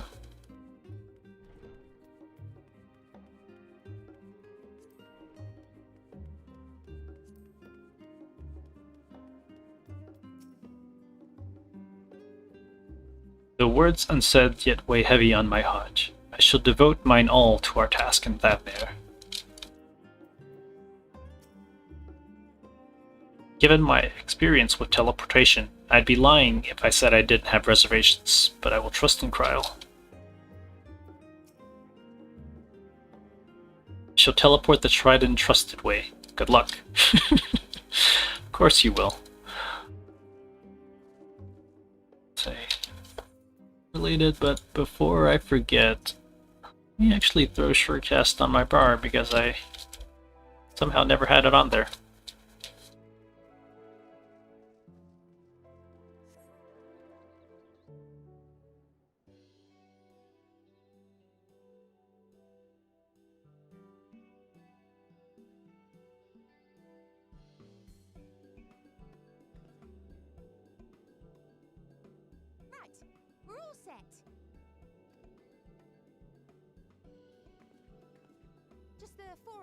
Was it? Or she has an Aetheryte earring. 3. I'm already attuned to the crystal in Thavnir. You are? Oh. I would have preferred more test subjects. Of course you would. Oh, well, never mind. If our 3 travelers could line up here, please.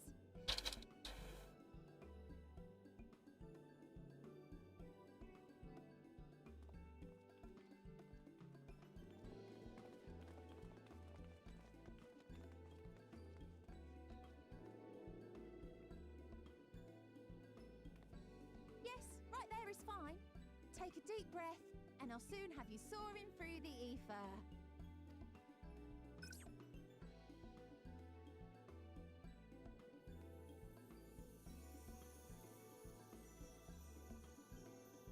Oh, and one last thing. You might experience a teensy-weensy touch of violent ethereal sickness. Good luck! Thanks. Urianger.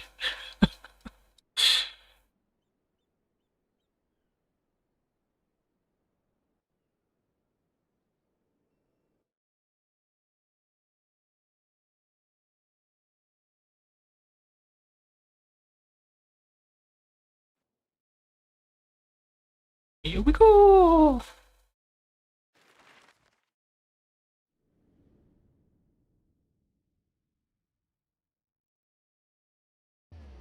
Okay, that was hoping it wasn't gonna slide across, because that would have... Yep. Cool. Siren Song C there, I see.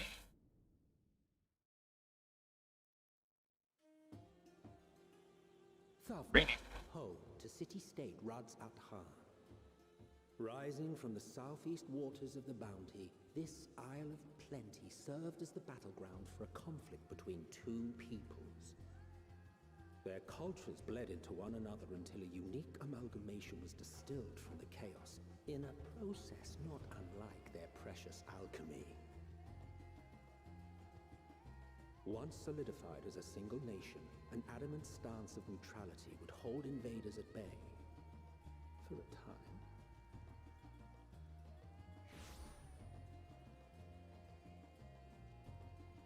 Now across this vibrant isle creeps a fog of malice. What choice do you have?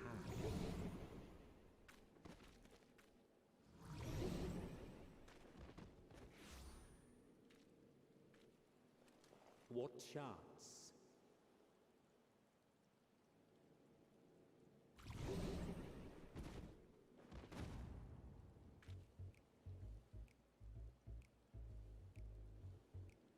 What is this music? Against such an insidious foe.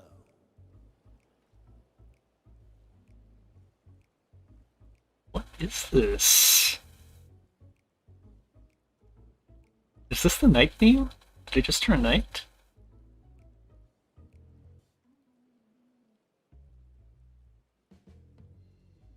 Or is this for this cutscene?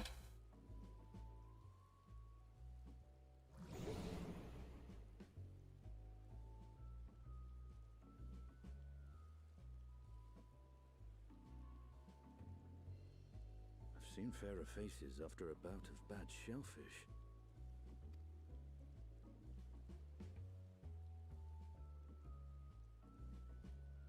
Let me bring you something to drink. That should help settle your bellies.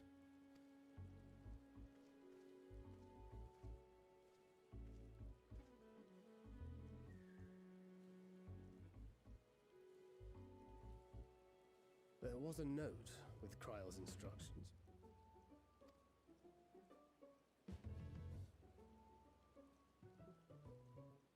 Don't let Estinian roam the markets alone. He's alarmingly bad with coin.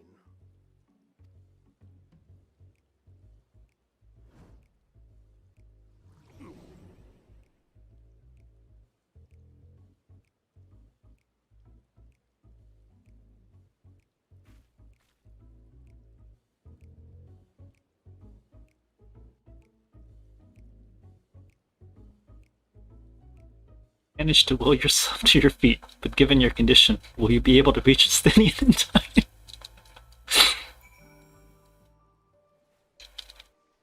Okay. It's part of the cuts. Search for Estinian, huh?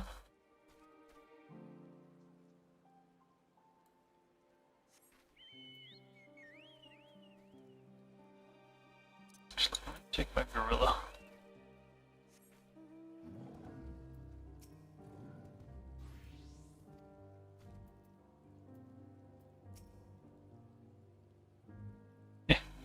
No stopping our champion.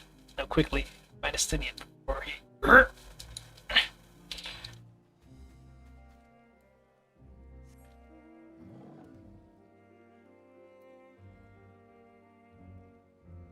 This music.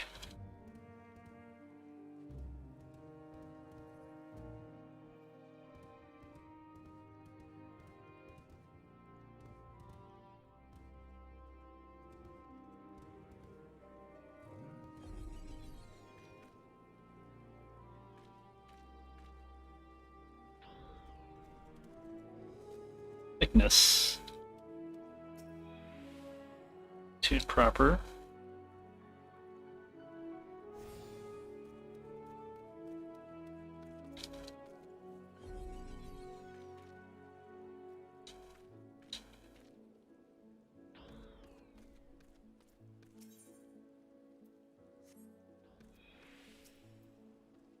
You there. I need 3 drinks. Something that helps with ethereal sickness. Why the Manasya, a traveler. Greetings. Greetings and welcome. You're wise, good sir, to come to me. My special umbrellassi, made with only the finest and freshest ingredients, is famed for calming unruly bellies. By way of a warm welcome to Thavnir, I'm pleased to offer it to you for the low price of 19,800 gil. For not one, not two, but 3 bottles. A bargain among bargains. Price is high-road Warbury, and you want to say as much to Estinian. But you realize any words of warning would be accompanied by your last meal. You must stand before Estinian, using gestures, deny that the deal is fair.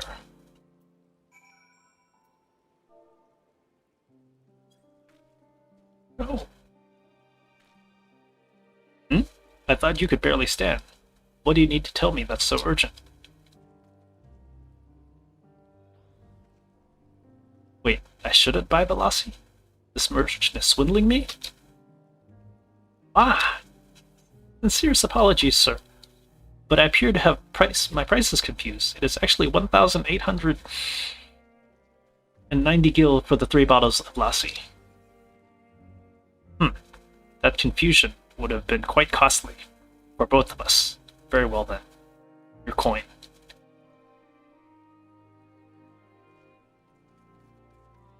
Here, a bottle for each of you. Take them to the others and get some rest. I'll be back after I've explored the town.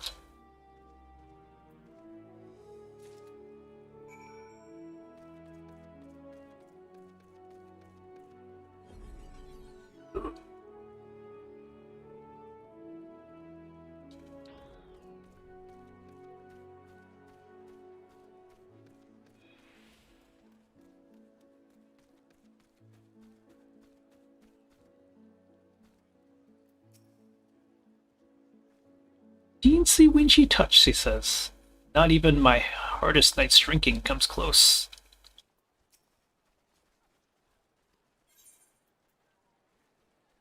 Made with only the finest and freshest ingredients, this Amra-flavored lassi, boasted to settle unruly stomachs.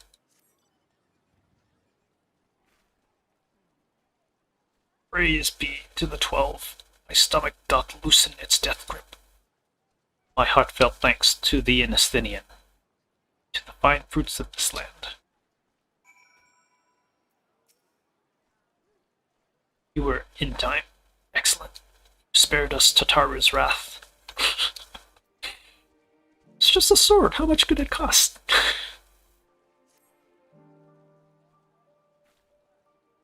Sweet, sweet release. If you haven't already, you should have yours too.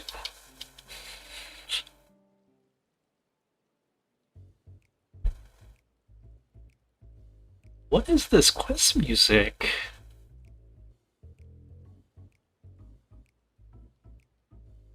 Right. Ready to get on with it. That lassie truly works wonders.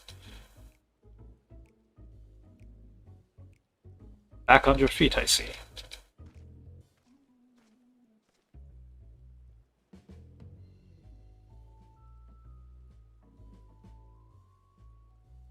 Oh, is this where he gets the ponytail? Thy hair! Yeah. I've bound it. It's the most I could do against this heat, short of shedding my armor.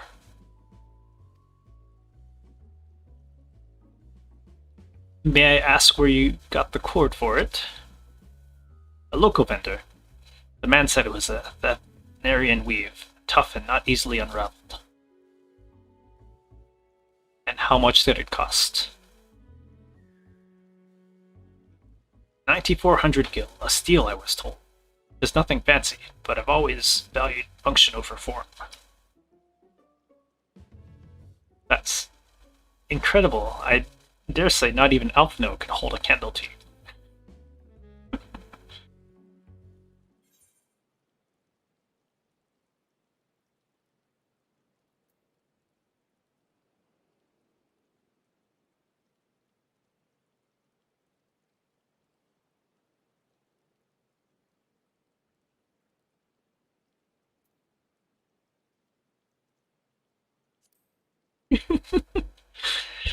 Go with the cheeky answer here.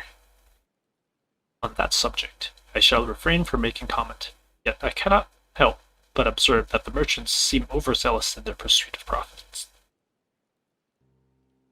claiming Thavnir as its dominion. The nation of Razathan hath long thrived as a hub of commerce. In the beginning, there were the Akasodara, a Matanga tribe, indigenous to this island. Over time, they came to be joined by other races, and through their intermingling, a culture rich and distinct did emerge. From alchemy to textiles, the products of Hanish culture have come to be celebrated and coveted the world over, a development only aided by the nation's prime location as a waypoint betwixt east and west. All of this hath combined to make a trading power of Razathan, yet such a status cannot be taken for granted. Nay, it must needs be maintained through judicious governance and stringent regulation. Neither of which I see any evidence of, given that merchants at a gateway town are free to fleece hapless travelers and tarnish the reputation of the nation at large. Just so. That opportunistic price is rampant doth suggest that oversight is much weakened, or perhaps that the people have fallen upon hard times. Whatever the truth may be, 'twould be prudent to ascertain the current state of affairs. Prudent and practical, we've not to lose by learning more. So ere we seek out Kryle's acquaintance, shall we see what information we can gather here in Yedlimad. Excellent. We didn't exactly get off to a flying start, but we'll make up for it.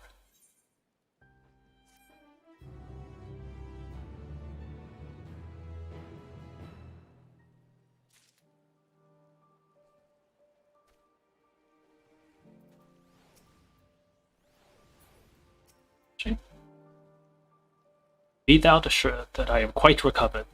Lassie is truly a boon for unruly stomachs.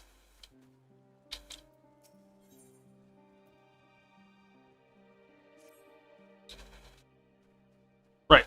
Let us split up and make inquiries in town. Terendi, the pier is yours. Once we have learned what we can regroup by the Aetheryte. Off-putting though the mere sight of it may be.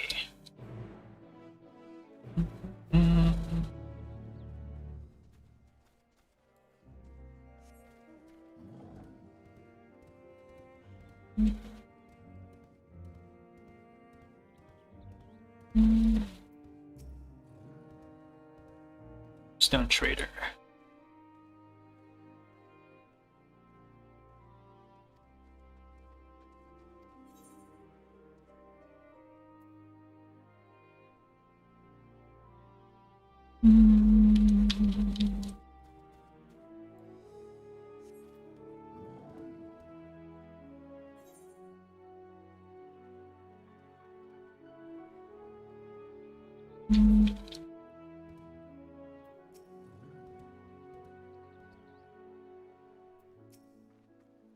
Trade routes closed off. Merchants are being forced to just sit on their stock. I'm buying what I can of their perishables, but their coin purses are not the only ones who have suffered.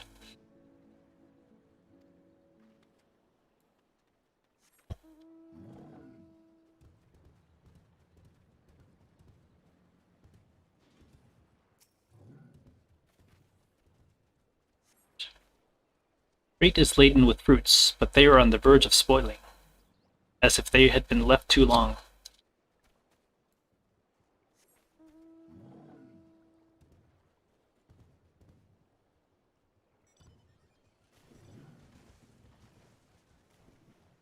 Yeah, get on the boat.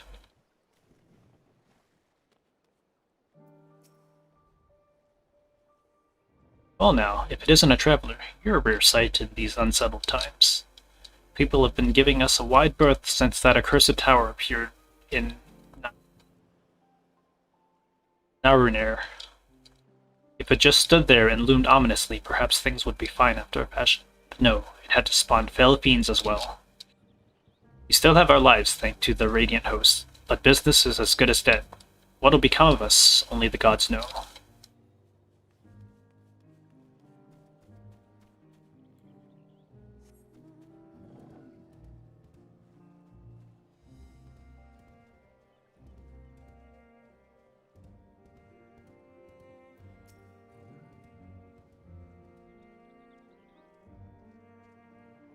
What am I doing? Oh, recording my sales.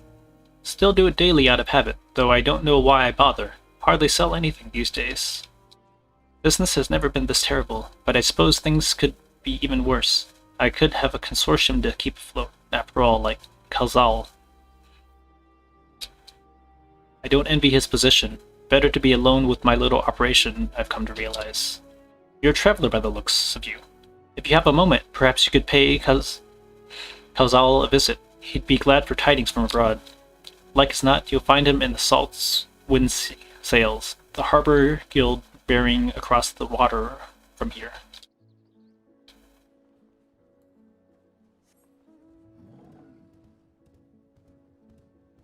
It's coming up on nighttime. I did get a sneak peek at the night music, and I wish I hadn't had that music spoiled because it's so good.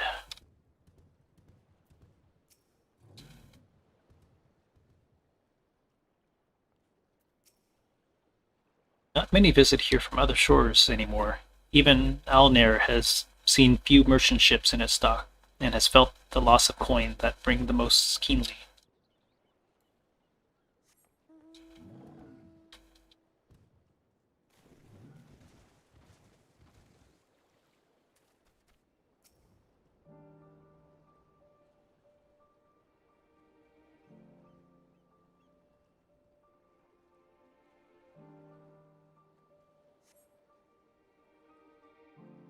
Gazing out from the pier, you spy boats moored off nearby islands, with the silhouettes of larger seafaring vessels further away. Compared to other ports you have visited in the past, there appears to be very little activity. Yeah, it's because I have this. There we go. I was wondering why the MSQ was not the first one in the list.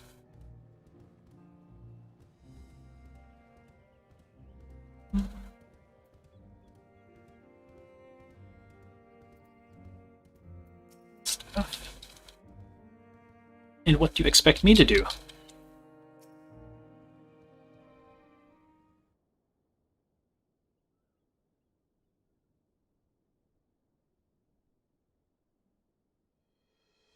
The Tobaskans aren't coming, but we already have everything they ordered.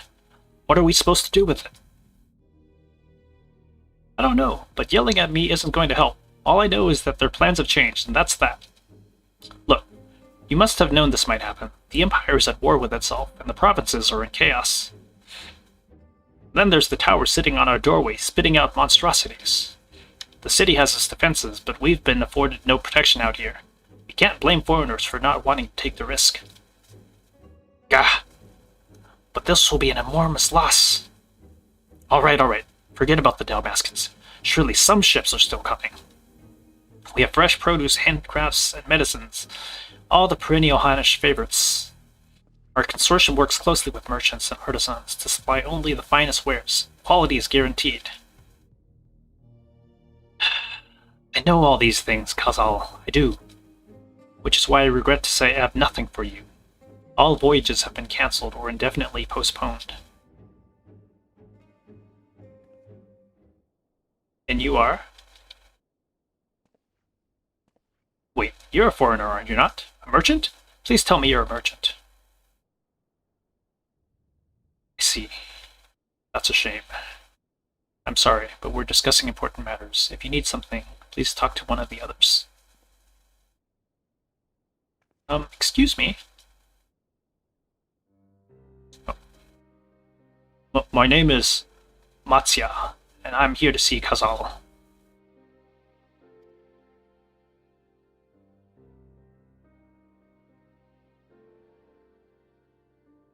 Oh, it seems he's busy.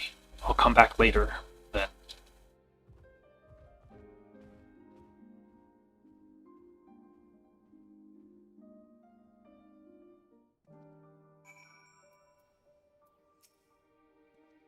Foreign vessels won't come to us. Why don't we use our own to deliver the wares to them?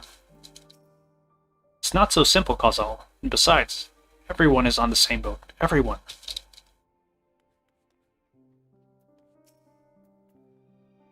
I take it by your appearance that you don't hail from these shores. How fascinating. What do you require of me? Me? My husband and I make our living by selling what goods we can. We meet on a ship crossing the Limsa Lominsa when we were fledgling merchants, and we've been inseparable ever since. We mainly deal in spices and fruits that can't be found anywhere else. This island tells a story through its cuisine, and we aim to share it with the world. Why don't you try some yourself? Go on. The journey will be worth it. This is Yedlimad, gateway to the Thavnarian Sea, in the old tongue of the peoples of the continent. The name means new port. The waters here are shallow, so only small boats can make it to the dock. However, that means the port is well protected from the harsh winds and violent waves. Larger ships, more laden with goods, tend to moor at Alnair. Ever since that tower appeared on Narunair, we've seen fewer and fewer merchants make their way here. Trade has come to a halt, and our wares sit rotting under the sun. Yeah, that would be a problem.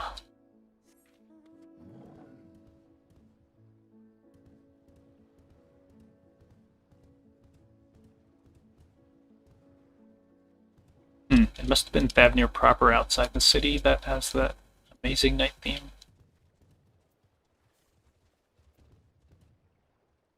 I'll hear it eventually.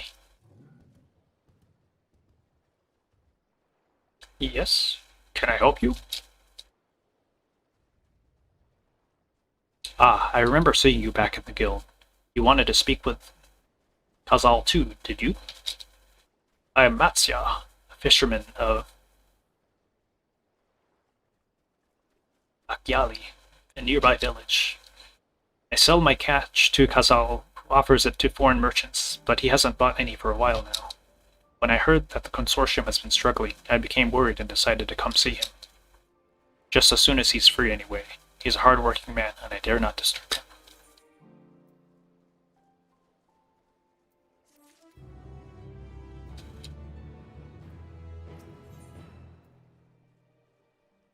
Matsio regards you nervously. If I may ask, what is it that you do? An adventurer, you say, and you travel the world helping people. Then you must mean you're great at dealing with strangers. Please, won't you teach me to be like you? You see, I have brought some fresh fish with me, the portion I couldn't preserve, and I want to sell them. The problem is, I'm terrible with people. I've ever only dealt with Kazal, and I can't talk to customers without getting my trunk in a twist. So please, as silly as it might sound, will you not peddle the fish in my stead, and show me how it's done?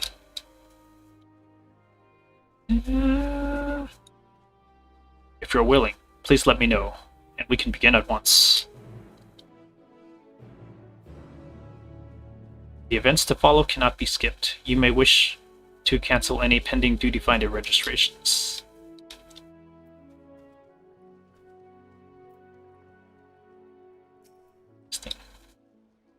You'll do it then? Show me how to deal with customers? I am in your debt. Right. Please try peddling my fish to, shall we say, 3 people here in Yedmal. I will observe you and learn. Matsya is now accompanying you. Keep him at your side in order to proceed with quest objectives. You can leave Matsya, blah blah.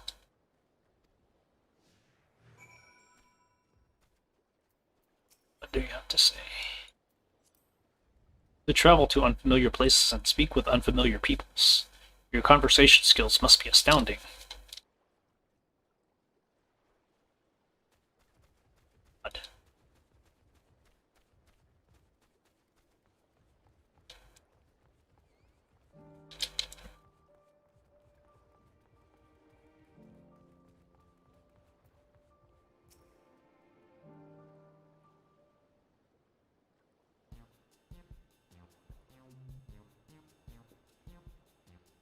Yes?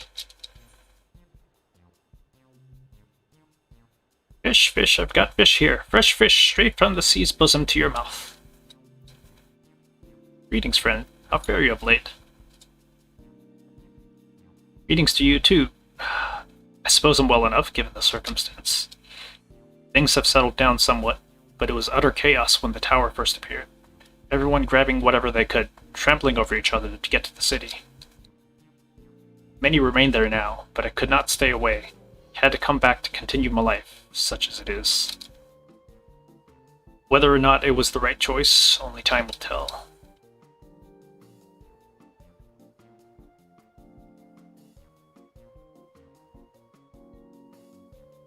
There's no place like home, but don't do anything dangerous, eh?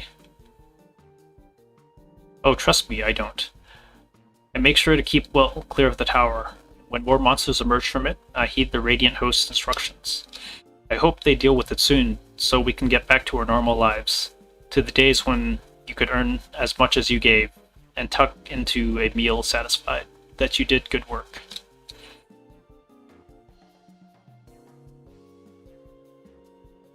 Speaking of meals, why not have some fresh fish today? Fresh fish, you say? Oh, you're a fishmonger. Heh. When you bait me like that, how can I not bite? Very well. Give me some of your fish.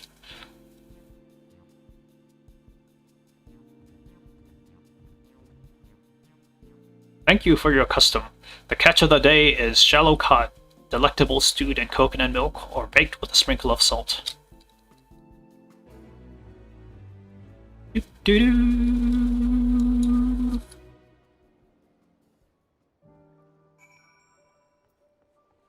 Did good, yes. That you should make a sail on the first attempt. I've learned a lot already, and I hope to learn more still. Not many visit here from other shores. Even in Elkner I've seen fewer merchants than dogs. Okay.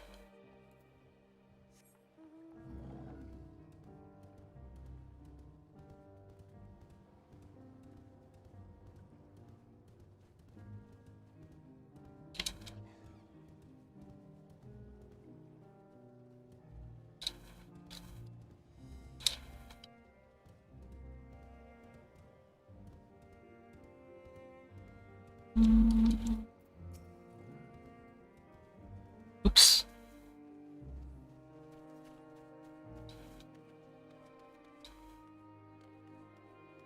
I suppose I left him behind.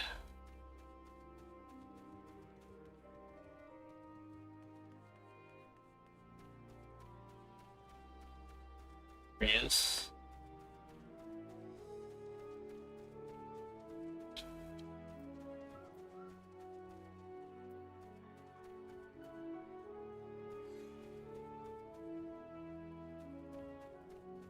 They don't mount up, huh?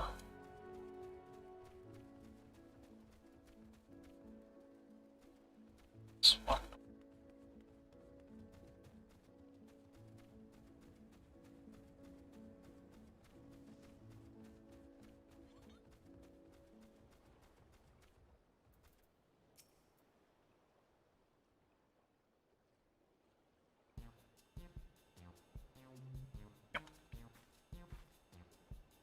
A hawker, are you?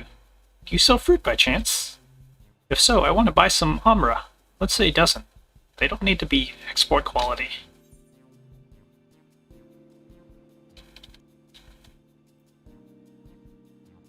What do you need so many amra for? Why, for eating, of course. It may seem like a lot, but of late I go through so much there's no time at all.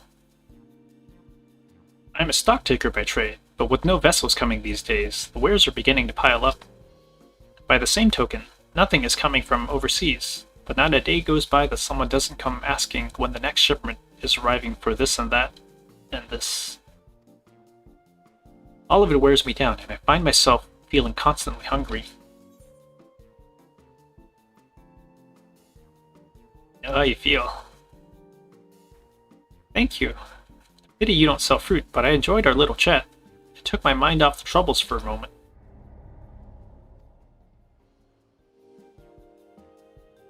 Never mind, if nothing else, you left her with a positive impression. Let's move to the north side of town, shall we? Aww.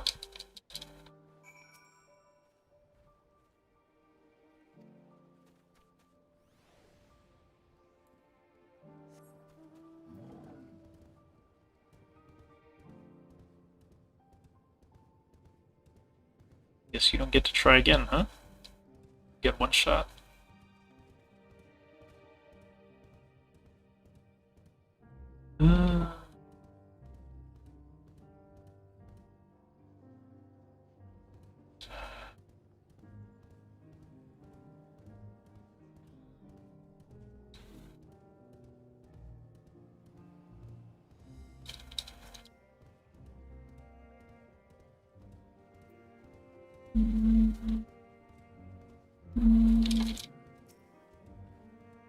You're back. Shall we continue where we left off then?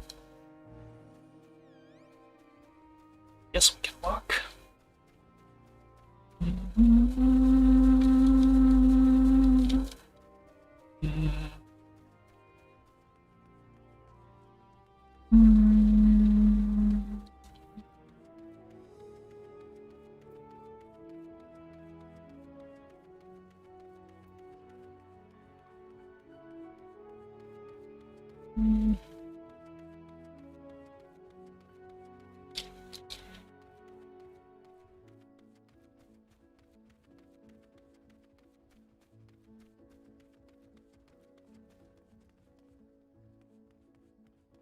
Urianje. Oops.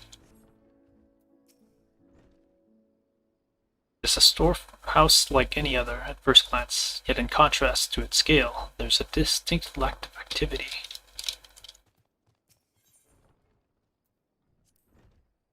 Not a bad result so far. Let's see if we can finish on a high note.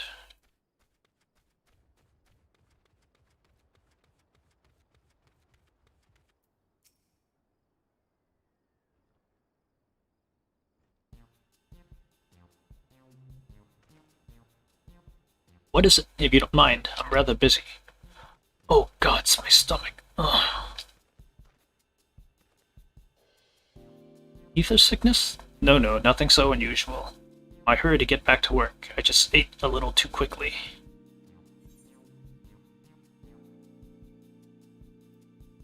You should take it easier. Eat more slowly and savor your food. Would that I could, but I can't afford to be idle. Like as not, my circumstance will surely get worse before they get better. And so I'm working as hard as I can while I still can. Better to be prepared.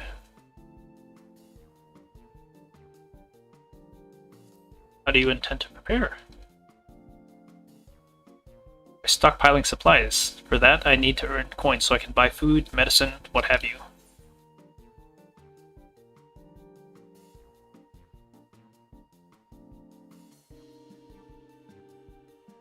Want some fish for your supplies. They're fresh caught.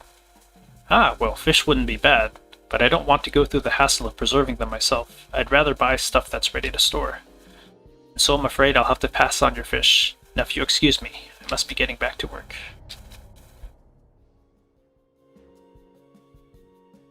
Too bad we couldn't make a sale, but we managed to build something of a relationship? Thank you so much for your demonstration. It was truly eye-opening experience. Come, let us return to the pier. Ah.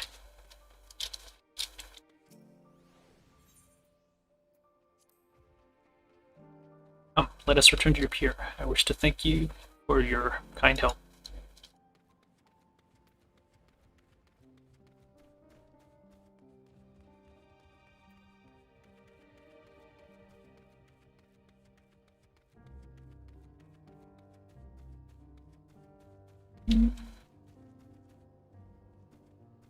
You there, empty your satchel.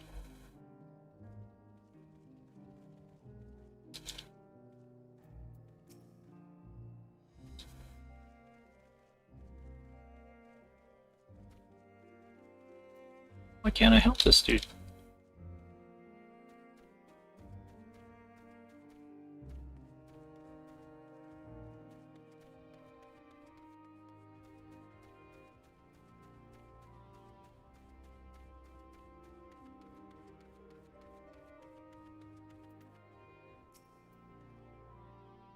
Oki are rather business-minded, for want of a better word, but at least they are welcoming of foreigners. In ordinary times, this harbor must overflow with visitors from all over the world.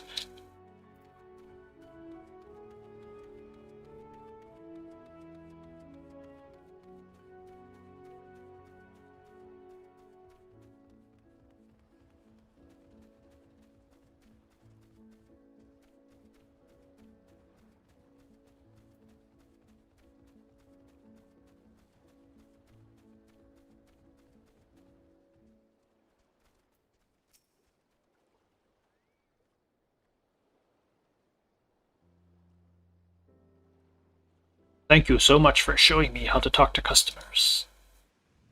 You managed to sell one of the 3 people you approached. It was difficult, but when you put your mind to it, you succeeded. Though you did fail too, but there are lessons to be learned in both success and failure. By applying yours, I'll endeavor to become a better peddler.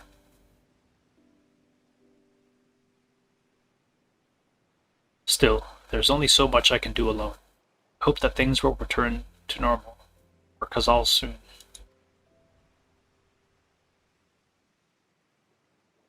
I thought I heard a familiar voice. Who should it be but Matsya?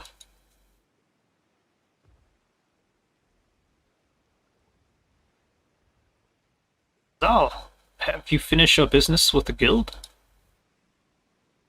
So you were there too. Forgive me.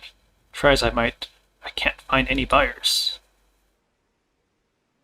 With no ships coming in and hardly any going out, there simply aren't any options at this rate. So, you can't buy my fish anymore?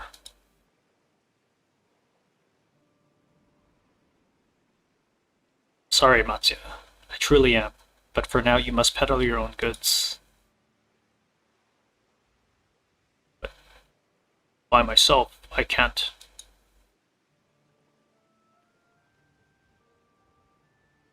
I want to help you, I do, but as it stands, I can barely help myself. Hold my oar into the consortium. I'll be damned if I let it fall apart.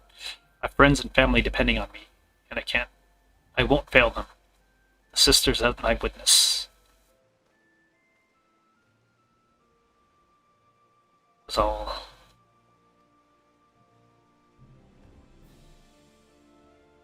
Not to worry. Using what I learned from you, I'm sure I'll manage, somehow. Well, I had best return to my village. My thanks again, and please take care on the road.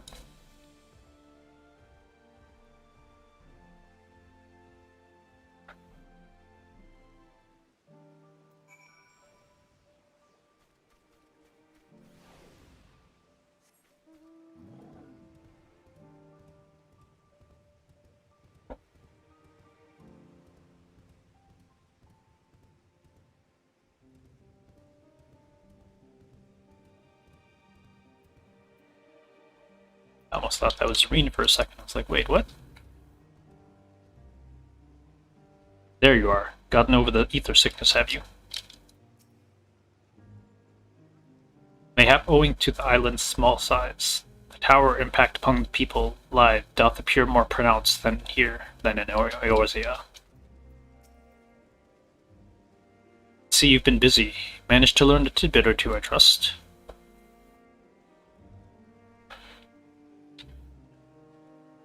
I see. We also heard that the tower is affecting many locals' livelihoods, but to think that it would be such a great extent. For another notable, if not wholly unexpected discovery, disappearances and kidnappings are disturbingly commonplace. As before, the culprits are almost certainly tempered Imperial soldiers. As such, they mean to use the faith of their hapless thralls to call forth the Luna Primal. Business as usual for them to Lofrway.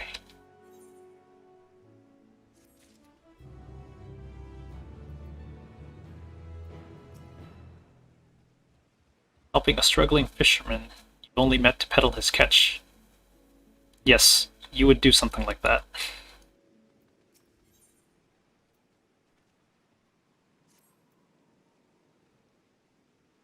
That Matsya fellow you were helping. He's Arkasodra, is he not? Apparently, it is almost exclusively his people that are being kidnapped. Should he be traveling alone? If summoning is the perpetrator's aims, it doth stand to reason that Arkasodra would be their primary target. But 'tis the faith of their ancestors which prevaileth in this land, and many are devout adherents still. We'd better hurry after them. Akyali lies to the west, as I recall. The same direction as Krau's acquaintance, incidentally. It is settled then. Keep your eyes peeled while we make for the village.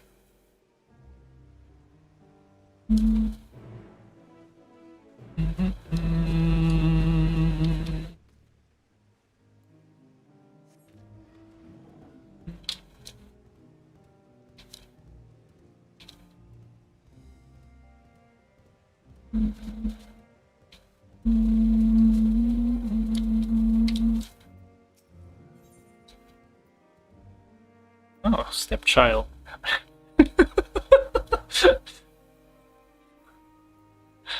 Ogul is looking in trepidation. Why are there Matanga everywhere? Has this town fallen? Ah, your face. It is known to me. You were the warrior who fought for the mole and the Nadam.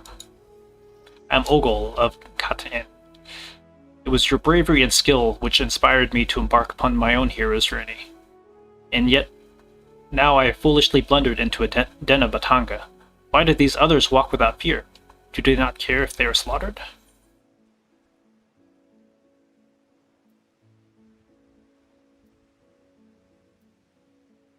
The Arkasodra are a civilized tribe.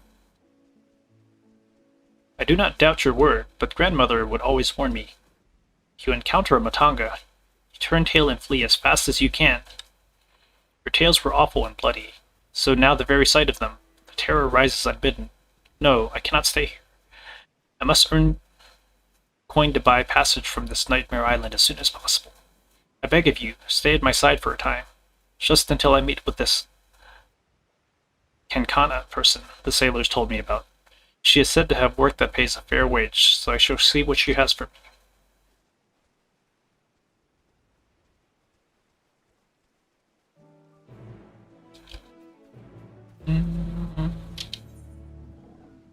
Of course, she's going to be a Matanga Sodra.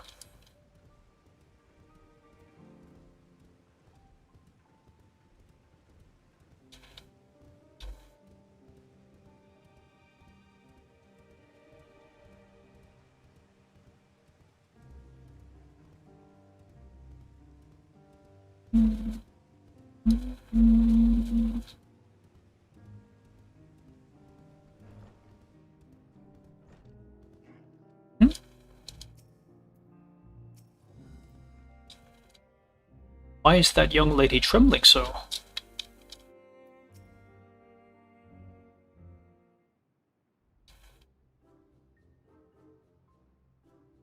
By the Dusk Mother, no one told me Kakana was a Matanga. Could I ask you to speak with her in my stead?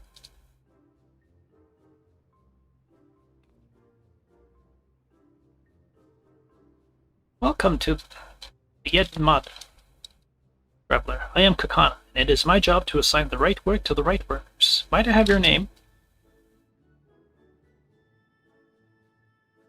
Tarundi. And Ogul, was it? Let me jot those down. Oh, grandmother, why? Why did it have to be a Matanga?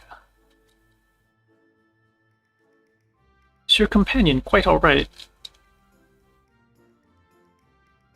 Ah, an understandable reaction. The Gajasura tribe has done much to stain the reputation of our people. You are looking for work, though, yes? Many have been forced to take what they can since the trouble began, so I'm afraid all the simple jobs are gone. As for what's left, I can only task fit for seasoned fighters. Does that sound like something you could do? Fighting? I can fight, lest you doubt my skill is likened to that of the Dragonbane, the legendary Chakrazal herself. I'm not familiar with the name, but you sound formidable indeed. Why don't we start out with an escort duty then? A group of artisans set off to harvest materials and asked that I send any prospective protectors their way should I happen to enlist any. What? They already set off? Is our duty not to escort them? There's to be a ritual dance performed in Kajaya's footsteps, and they need incense, and the costumes for the dancers and such. The entire thing was decided rather suddenly, so there's no time to waste.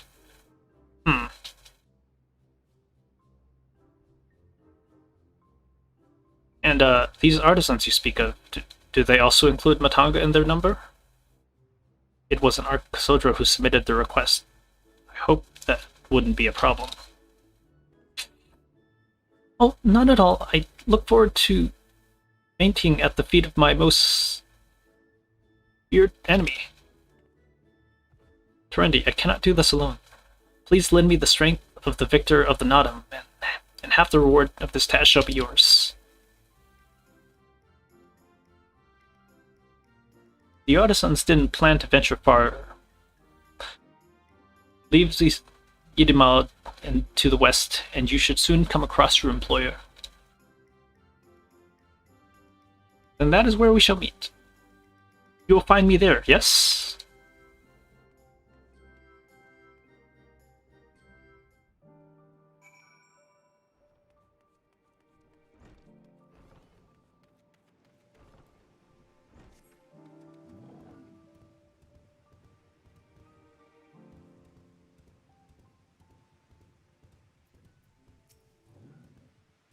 Dusk Mother, give me courage. Ah, you must be our belated escort, yes? Glad to have such a courageous... is your companion not well? She seems a touch shaky. Of course, I should have thought of it before. I shall harvest the necessary ingredients while the artisan stays here. That way I have no need to fear him, being harmed. Perfect! I must say, this is less than ideal. My people are already scattered across the wilds, and I wanted someone to roam around and ensure they were safe from attack. Is your friend perhaps frightened of Arcosodra? I have met such travelers before. Well, no matter. If you could patrol the area as I asked. I must attend to my own harvesting.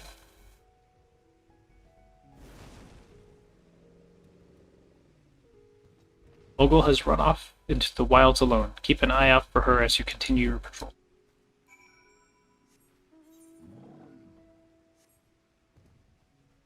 Could do this along with the MSQ. Yeah, I'll just grab.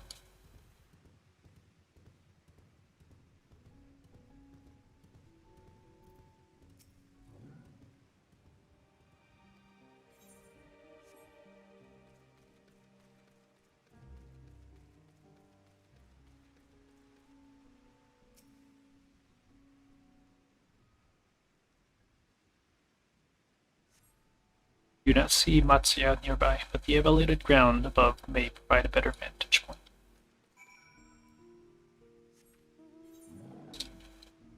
Finish this first.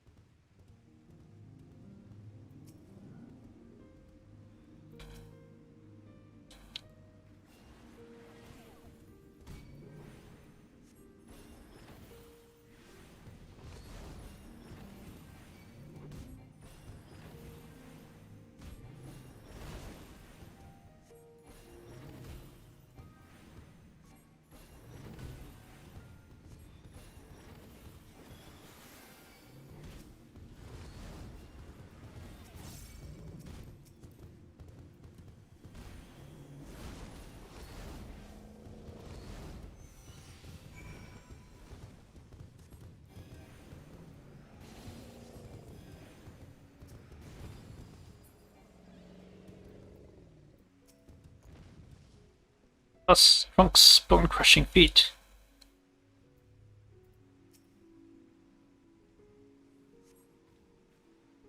You must think me foolish. I was so absorbed in my task that I failed to notice the ground shaking as their approach. Still, my injuries are light and my satchel is full. Thanks to you, I think I can make it back to town in time to meet the others.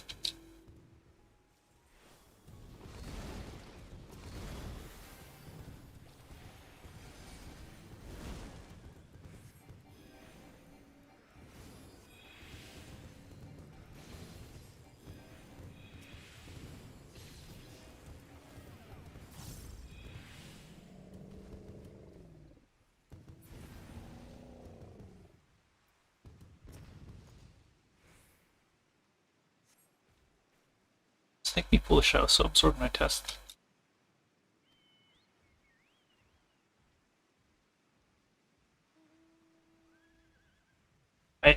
What happened? Did you slay the beast? That was a near thing. I took the first one by surprise, but the second one. Knowing a Matanga stood at my back, my mind froze and my body refused to obey. Grandmother taught me we should let fear wash over us like water, but to my shame I could not. I failed her more thoroughly. Not to sound ungrateful, Terendi, but why did you follow me?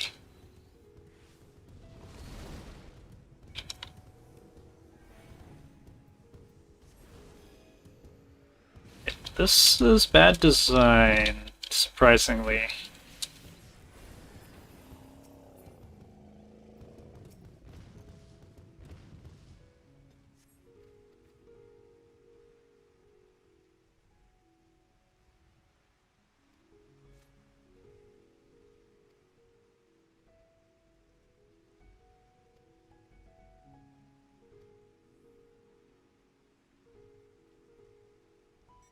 We were to patrol? Forgive me, I should have waited for orders instead of running off alone and putting lives in peril.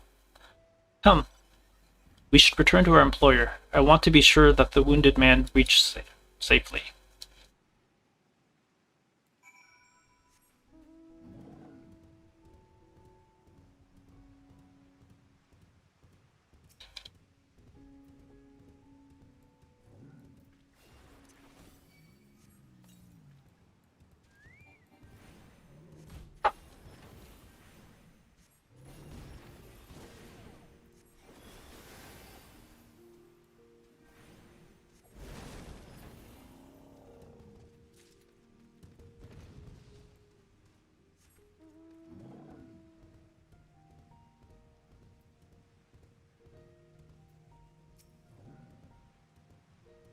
Deep breaths. Let it wash over you.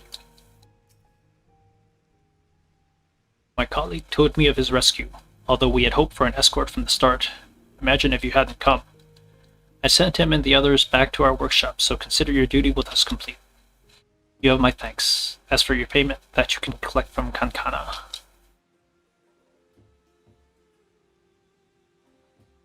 Right. I suppose we should report to Kankana then.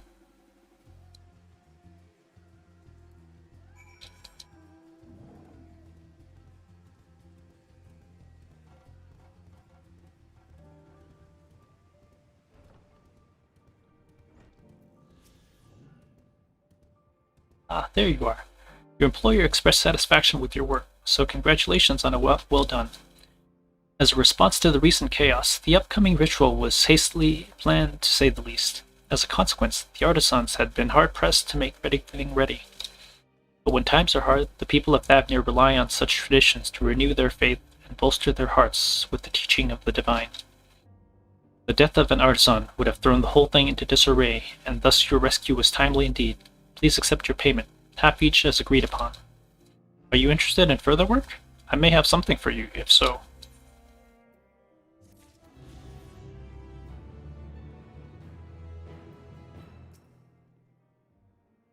I had no such trouble in Doma, Krigane, I assure you. This is different.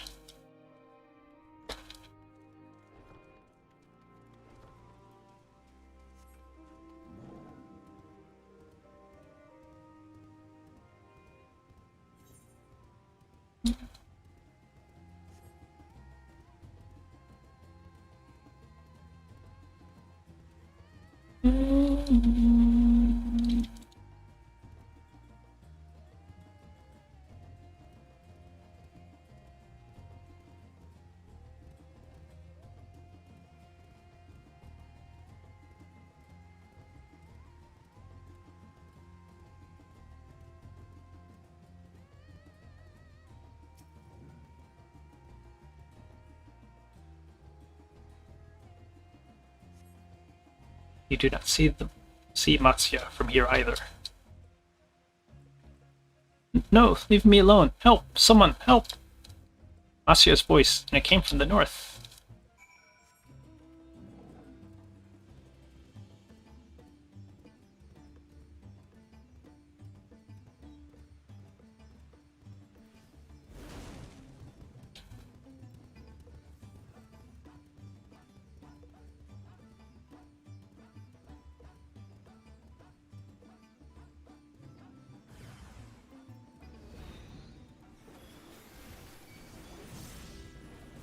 conquered Imperials, huh?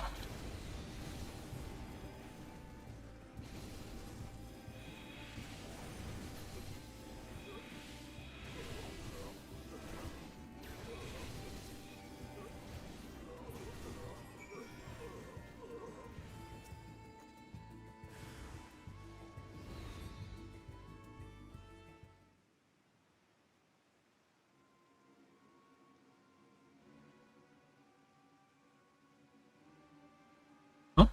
Where did they go? Why are you here? I see you found him in time.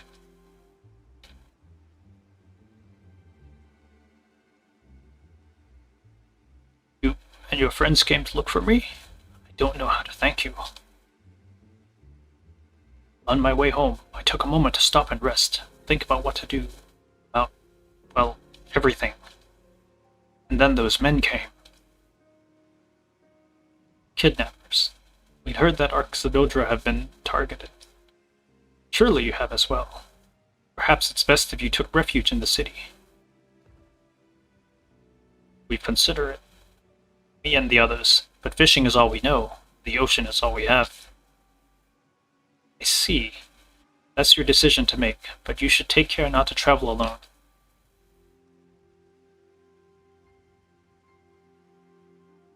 A question, if I may. 'Tis our understanding that strange fiends have emerged from the tower. What canst thou tell us of these beings? Not much, I'm afraid. I have no idea what they are, but I've heard some bear an unsettling resemblance to our divinities.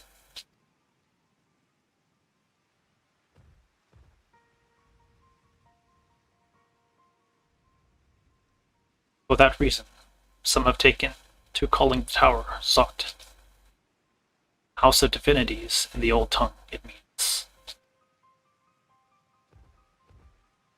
But they are not true divinities. They're monstrous imitations that bring only death. To have one's faith so twisted in a grievous indignity, in full justified art thou in thine outrage. Know that 'tis for no other purpose but to neutralize the tower that we have journeyed to this land. In time, we may be forced to contend with these false gods, and thus we would learn all we may about them. Wilt thou not tell us of thy divinities and their true nature? You've come all this way to save us? Really? To think I had you peddling fish. But to answer your question, yes, of course, we would gladly tell you about our gods. We, I say, because I am a terrible storyteller, and I'd ask my fellow villagers to do it. So please, come to our village. We're good God-fearing folk, all of us, and we'd be honored to share our knowledge. And fish! What sayest thou? Shall we pay visit to Akyali?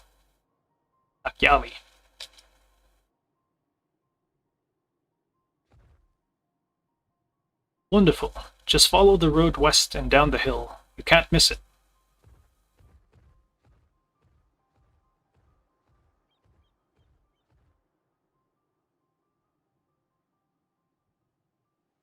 So, 'tis the simulacra of the Thavnarian gods that are being summoned. If any doubt existed before, then can be none now. The kidnapped are imprisoned in the tower. Pray we will be able to save them.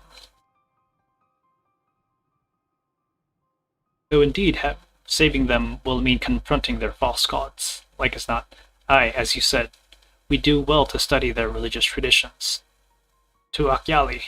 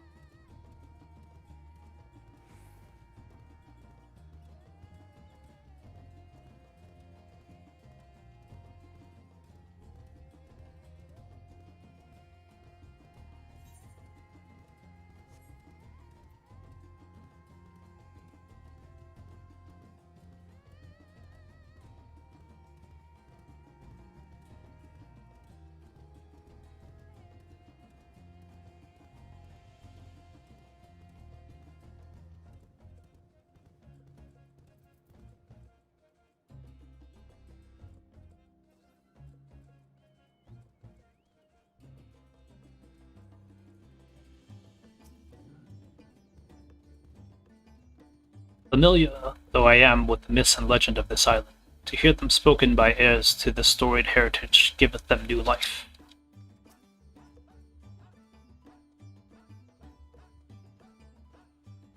Sure, I can catch a few fish if I take the boat out, but I've got nowhere to sell them, and even if I did do what I can do to preserve them, all they end up doing is filling my storehouse instead of filling my pockets.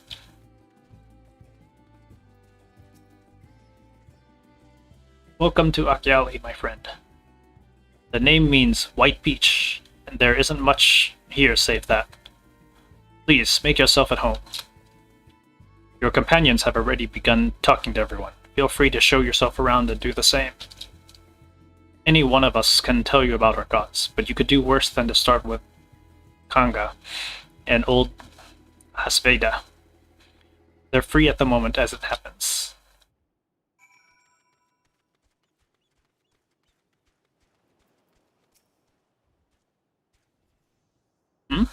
You wish to know about our gods? What a curious visitor you are. Most want fish. In any case, I'm happy to oblige. Now, I don't know how it is whence you hail, but our isle is home to many gods. They can be divided into two groups. The Manusya, beings of wisdom, who assumed the form of men, and the Murga, beings of might, who assumed the form of beasts. Together they are divinities, their forms and personalities many and varied. Some are kind and gentle, others stern and temperamental, just as we mortals can be.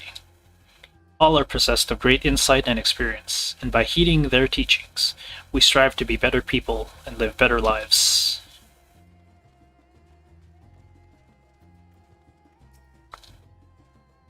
Welcome to our village, traveler. Is there anything I can help you with?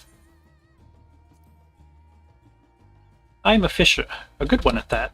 I'll wheel you the biggest catch from the open sea, or something smaller by the shore if you prefer. Your choice.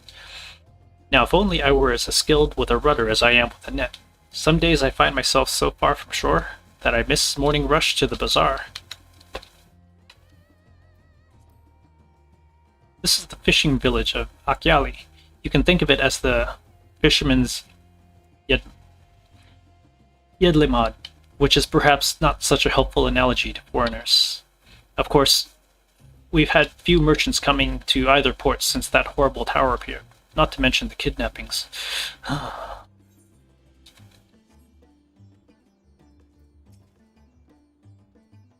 Charming little village. Shame about the hideous tower.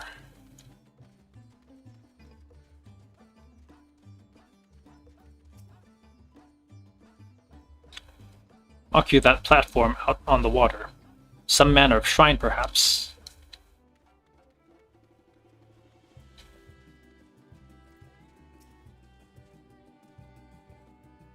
Interested in learning about our gods, you say?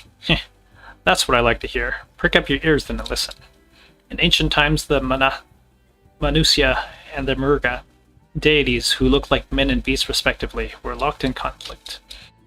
Eventually, seeking the wisdom of the Manusya, the Murga cast aside their own heads and took up those of their foes. Likewise, the Manusya coveted the might of Murga, so they too resolved to trade heads. Thus were born new gods possessed of both might and wisdom, and they ushered in a new age of harmony between the two factions. From then on, as a sign of their esteem to one another, Manusya have borne animal faces, and the Murga the limbs of men.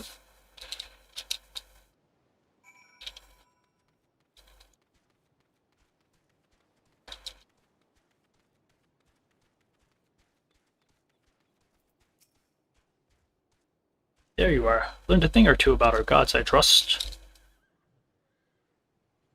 While you were off talking to the others, I remembered something that may be of interest. If you could let your friends know, I'll go and fetch it from my home at once.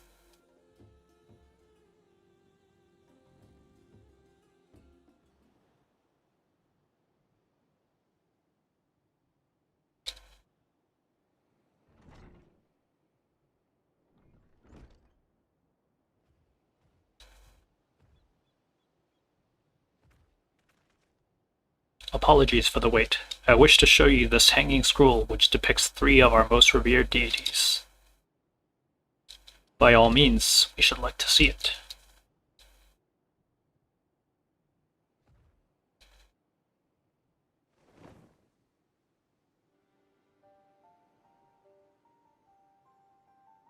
They are Manusia. You heard about them already, yes? 3 sisters. The center one is the eldest, Sendivura, a goddess of wisdom. For this, alchemists hold her in the highest. To her right is the middle sister, Sandura. Sandaruva, a goddess of wealth.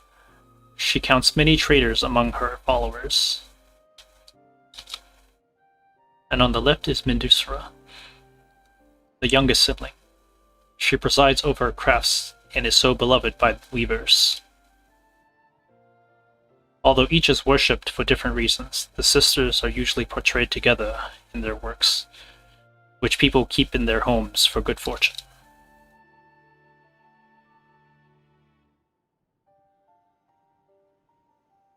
In like fashion to the Manusia, the deities of Eorzea preside over myriad aspects of life. What of the Murga, if I may ask? The Murga hold power over nature. In ages past, they were revered as guardian deities in times of conflict. If you have occasion to visit our temples and ruins, you'll find their images there. Among them is a god who possesses Gaja's head, and he is venerated as the progenitor of the Rakasodra. And there are dragons. They occupy a special place in our history. You worship dragons too. It's said that an ancestor of the satrap, that's the ruler of Razathan, forged a covenant with a dragon divinity in ancient times. This divinity has since acted as the guardian deity of the satrap. Legend holds that if ever the satrap is in need, his dragon ally will fly to his aid. Dragon ally. You claim to be a terrible storyteller, but nothing could be further from the truth. The passion you bear for your faith is plain to hear. I am confident that the information you've given us will serve us well in our efforts to deal with the tower. That is very kind of you to say. Thank you. I will pray for your success. Right. I believe it's time we sought out Krau's acquaintance. An alchemist by the name of Nidana. According to Krau's notes, we're to find her at a place called the Great Work, further north along the coast.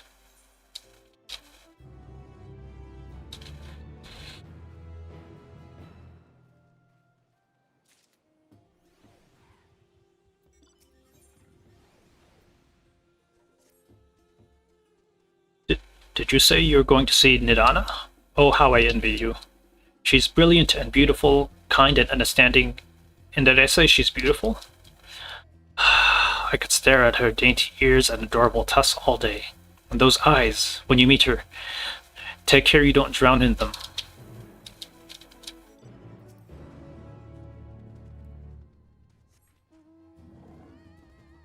Yes, I'm trying to fade here.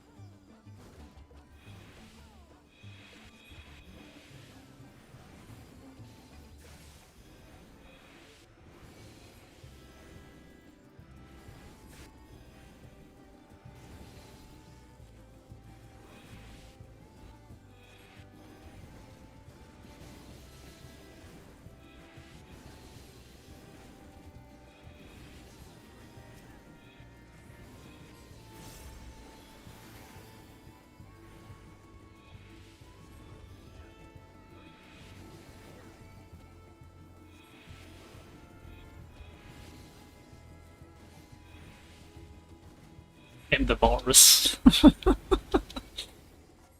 Out of operations. Oh, that's the new earthly star. That is big.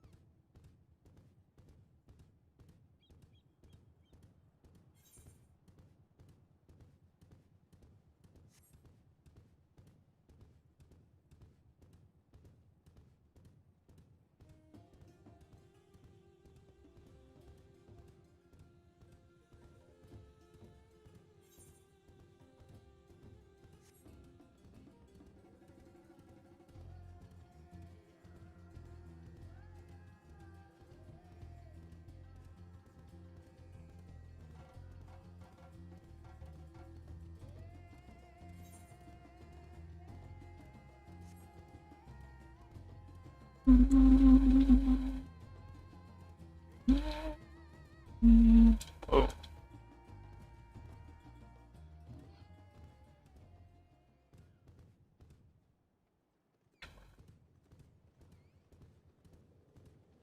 Interesting.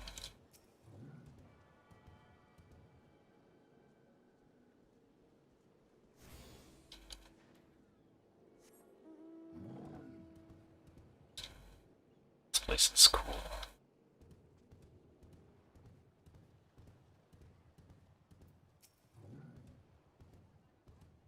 There was a battle. There's conspicuous lack of blood. Oh, whoa, whoa, whoa, whoa, whoa.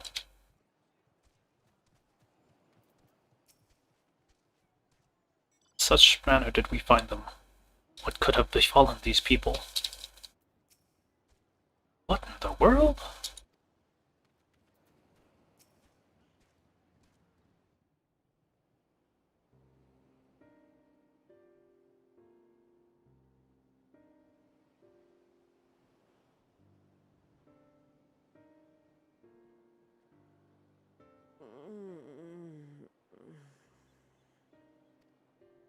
What happened here?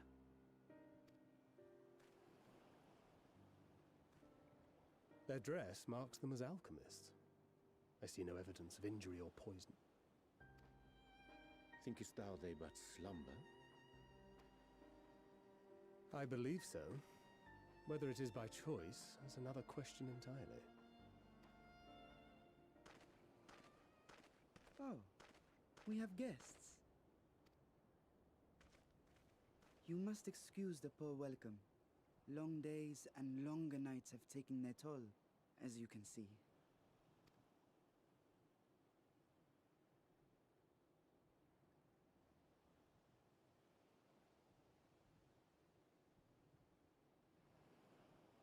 I am Vashan, servant to the satrap.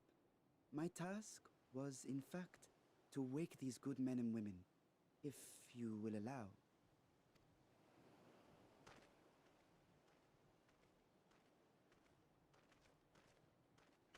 People of the great work, I come bearing new scales.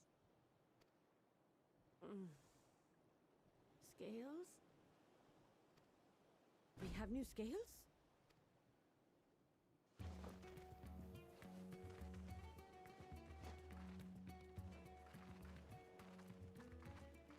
Yes, my friends.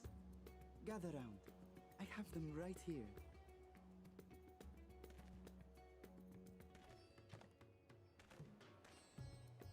Oh, happy day. Now I can continue my experiment. Many thanks. One for me. Those are dragon scales. Yes, such materials are vital to their most pressing research. And we are fortunate to have them. Our experiments are so close to bearing fruit.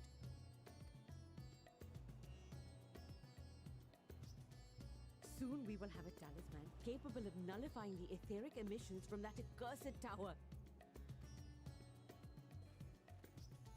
Did I say something wrong? Are you not here with Varshan? Wait, Who are you people?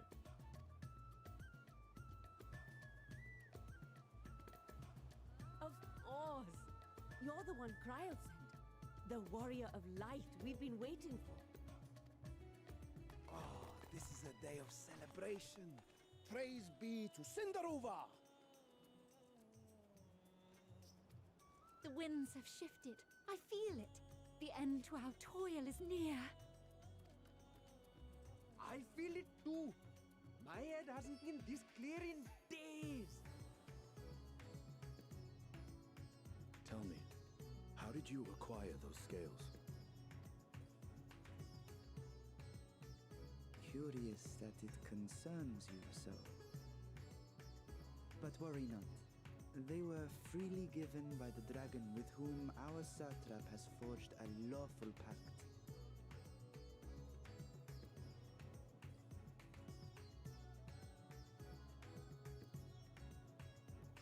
That is well. You must be quite familiar with Dragon King, yes? Is this their congealed blood I see on your weapon? Speaking of dragon blood, you yourself have been infused with it, have you not? I should like to draw a file or two, if so. Now, see here. Come along, come along. I must insist that you visit our laboratory. Cease your shoving, or so help me.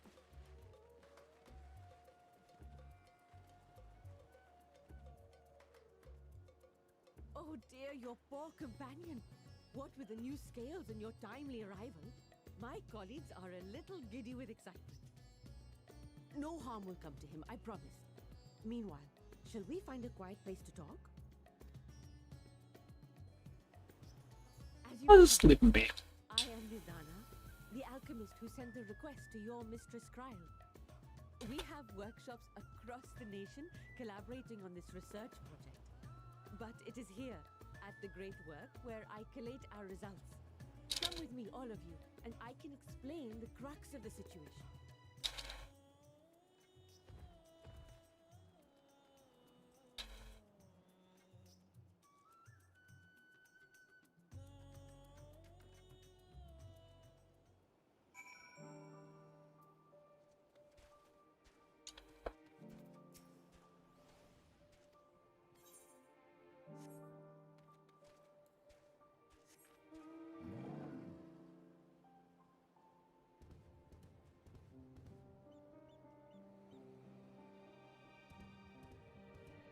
Yeah, so I'm glad they...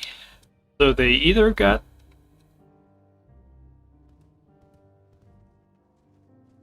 native speakers, or they are very good in impersonators, because working with some Indian colleagues, yeah, the accents sound about right. It doesn't sound exaggerated, it sounds right by my ear, which may not be perfect, but that's what it is. It is said that shellfish is ideal for those who have suffered blood loss. Perhaps we should have acquired some from Matsya.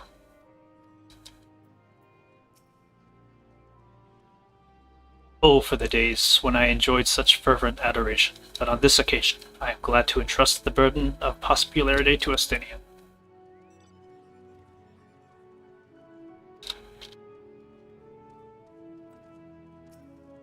Arshan. Pay me no mind. I am here, I may be of service, nothing more.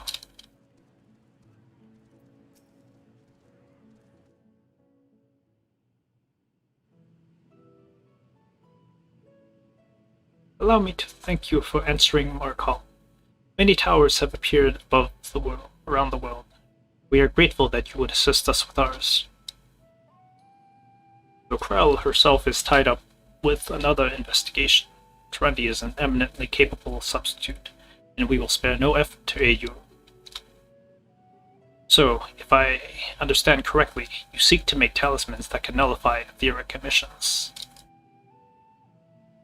Indeed we do. As you know, the tower emits vast concentrations of ether.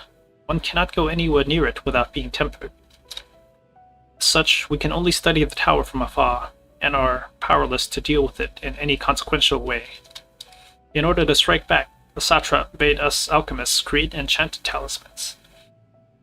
Talismans that will allow our soldiers to venture into the tower, even though they lack innate protection. Could such a thing be possible? Admittedly, we are still in the midst of testing, but we are quite confident. Even prior to this, our people have long pursued countermeasures against the etheric corruption of primals. Of the methods tested to date, those utilizing dragon scales proved the most promising. Owing to their etheric density, the scales are highly resistant to disruptive forces. The mightier the dragon, the greater the resistance. We seek to amplify this protective property through our alchemy. Thanks to the scales provided by His Excellency, we have been able to make steady progress with the talisman. Soon we will be ready to conduct the field tests, and here is where you and your blessing of light come in.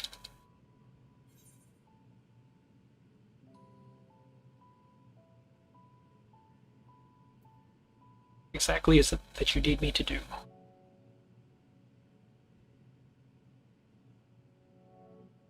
Nothing complicated, I assure you. I only ask that you serve as an escort. I will explain in greater detail later, but you will be venturing into the tower's field of influence, and so, for your own safety, I would first test how well your blessing shields you, with your permission, of course. In that case, Urianger and I will find other ways to make ourselves useful. Seeing as you all work to the point of collapse, I suspect you could do with more hands. We will be grateful for any assistance you can provide.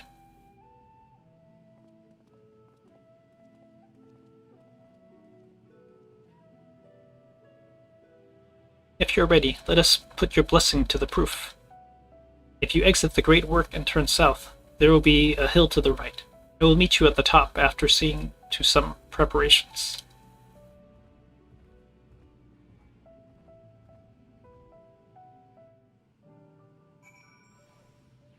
So one thing I don't quite get is that I thought it was the Echo and not the Blessing of Light that provided us immunity from tempering. Because Arnvald has the Echo but not the Blessing, right? Same with Kryl? I think we're supposedly the only one with the Blessing. I picked an odd time to be traveling, didn't you? Well, if there's anything you need to know, ask away. I am one of the many alchemists who live and work here. I was once a botanist, but found alchemy calling to me every time I came by to deliver ingredients. Though at first I struggled with even the most basic alchemic compounds, I somehow managed to earn my place at the great work. There was always room to improve, both the science and the self, however. This is the great work, first built by the Demir family, a line of renowned alchemists. Now people come from across the land to study and practice the science of alchemy in these halls. Each chemical concoction has a storied history behind it, but we are not simply content to rest on our laurels of the past. We are ever improving and inventing new formulas for the benefit of all.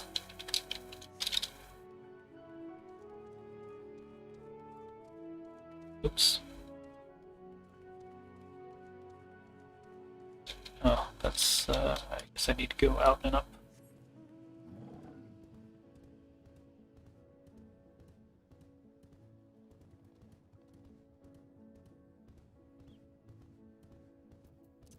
Oh, oops. Yeah, I should have been doing those.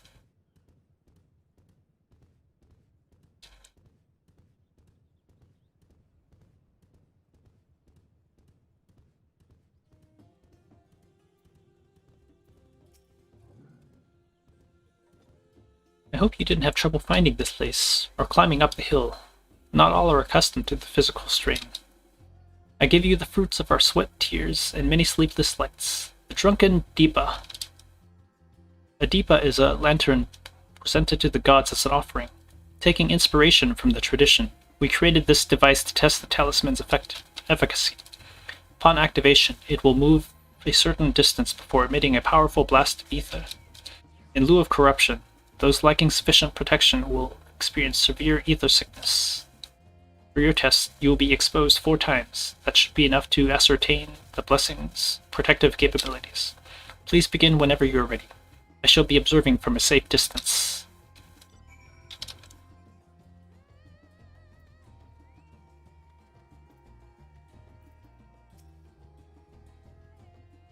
Commencing etheric exposure testing. Repeat. Commencing etheric exposure testing. Retreat to a safe distance if you are not the subject. Follow the Drunken Deepa's lead and try not to fall behind.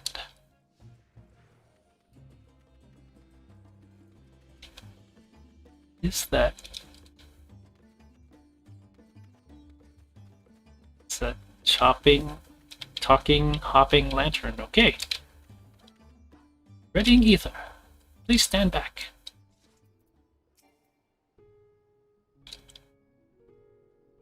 Readying ether. Please stand back.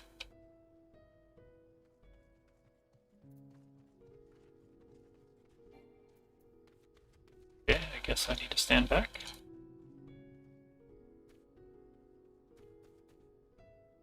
Reading this.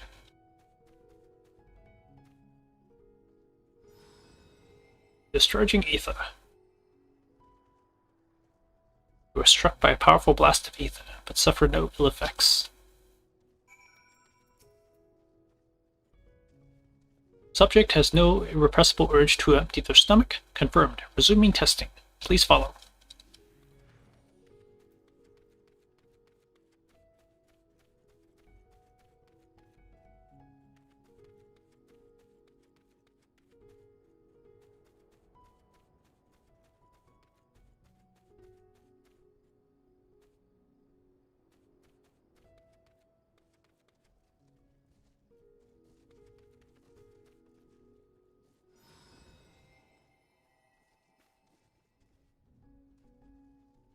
Struck by another powerful blast of ether, but suffer no ill effects. Subject stomach and bowel integrity holding? Confirmed. Resuming test. Please follow.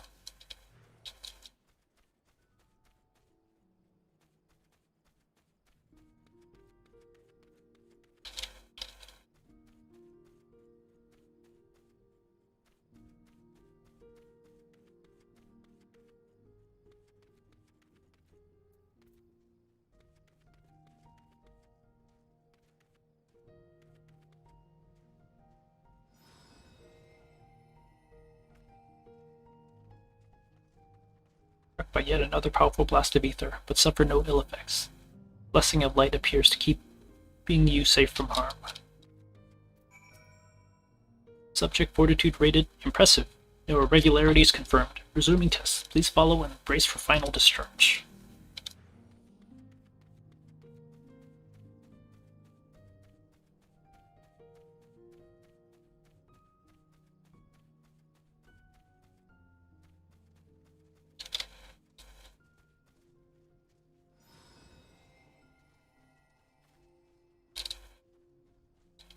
You are struck by the strongest blast of ether yet, but survive completely unscathed.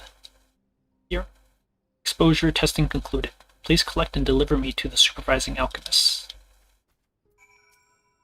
Congratulations on retaining your composure and your humors.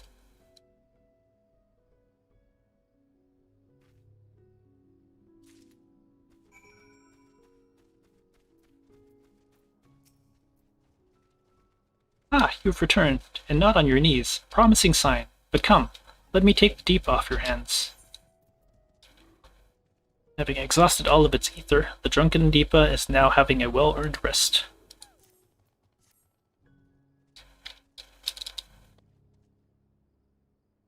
Thank you.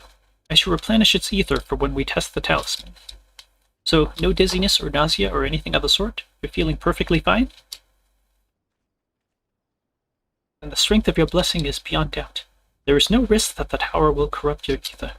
With this, we can request your aid for the task ahead with easy hearts.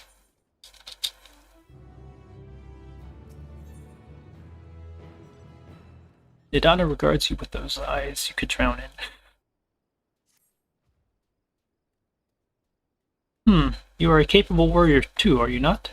Would you be amenable to assisting me with another errand? You see, our talisman requires the use of a special ink, but we have exhausted our stores of a key ingredient for it. Spirit weed. The herb grows not far from here, and I would like to go and harvest some. With the recent spat of kidnappings, however, we Arkasodra travel alone at our peril.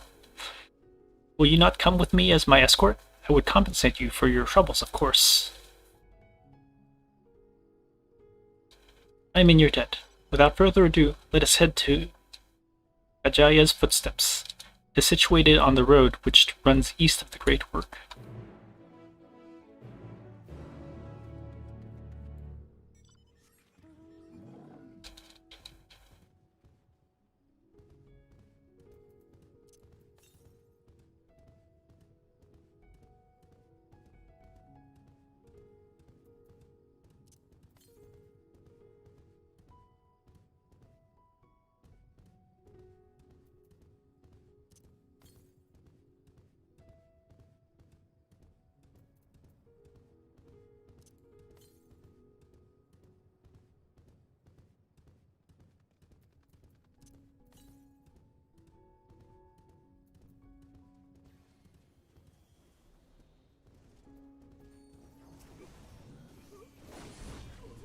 I may be simply imagining it, but I feel as though we're being followed. Look out, Tlarmdy!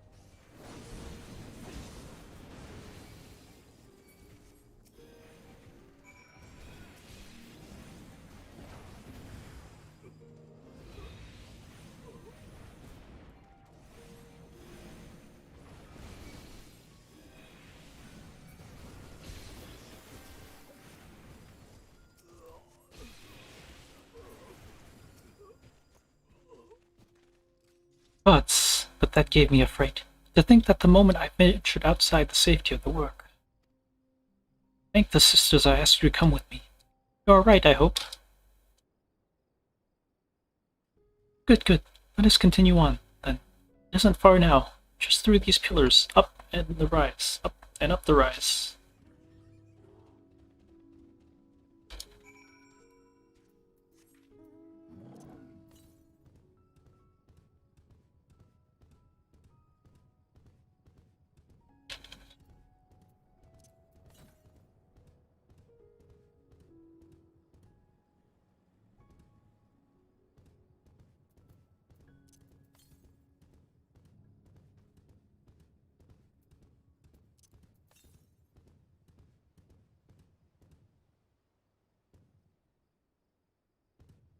You want to drop down there, I don't.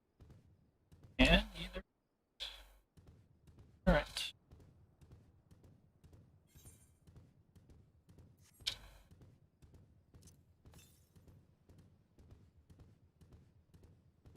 Because usually I would have just like seen a current just randomly by now.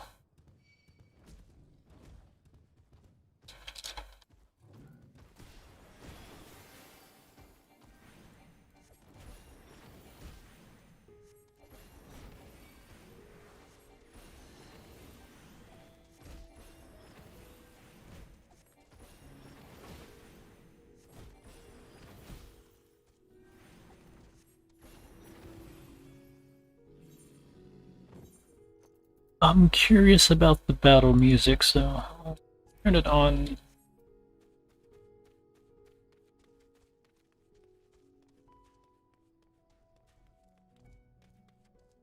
Glad I can walk.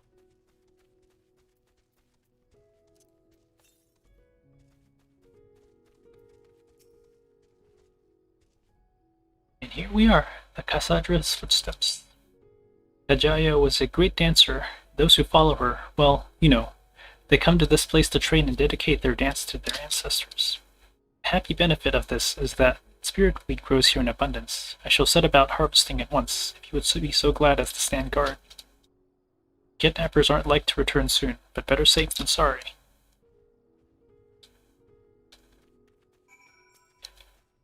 Just interested about the battle music.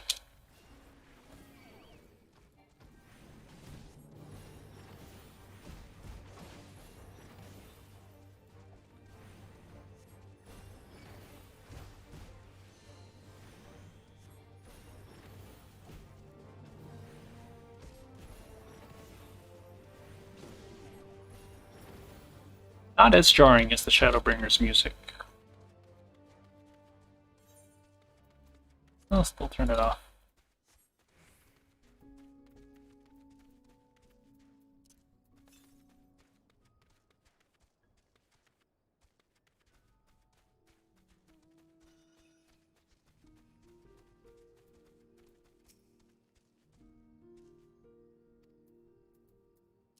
Why have I not just run into ether currents yet?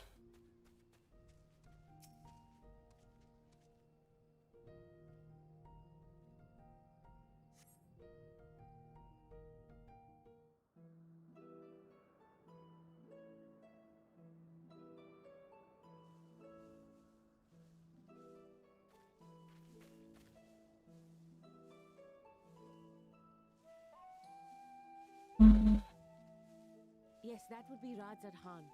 Hardly anyone has been allowed in or out since our troubles with the tower began.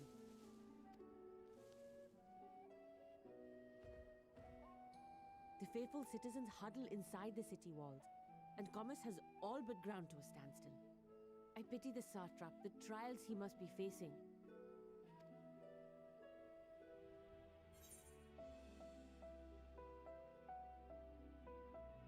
What can you tell me of the satrap? Well, he is the most important person in Radzad Khan. Long ago, this island was home to two tribes of Matanga, the Gajasura and the Arkasodra. Gajasura? Arkasodra. When the Aura came to these shores, it was the Arkasodra with whom they joined forces. Together they defeated the warlike Gajasura, forcing them to flee Thavnair altogether. Peace and prosperity reigned for a time, until a clan of Hjor from the mainland decided they wanted the island for themselves. Those the Elegants? It was a direct ancestor of the present satrap who arbitrated that conflict and welded the warring factions into the nation we know today. And ever since, a member of that esteemed lineage has inherited this somewhat unique position. You see, by and large, the state is run by the people, but when problems arise, it is the satrap who mediates a solution. The stability provided by the satrap is what has allowed Radzad Khan to thrive all these years. And it was the satrap himself who entrusted us with this duty. We will not fail him, nor our countrymen.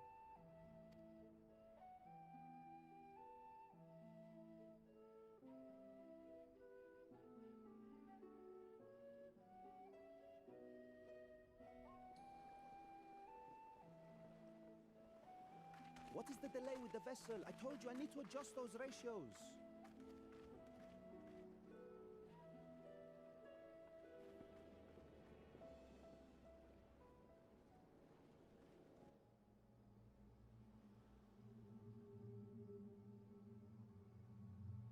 I come all this way to admire one of my splendid towers, and what do I find?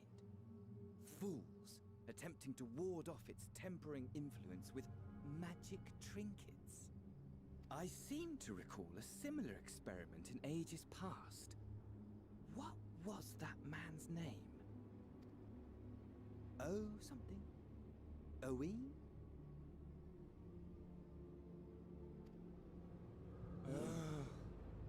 Another body, another time.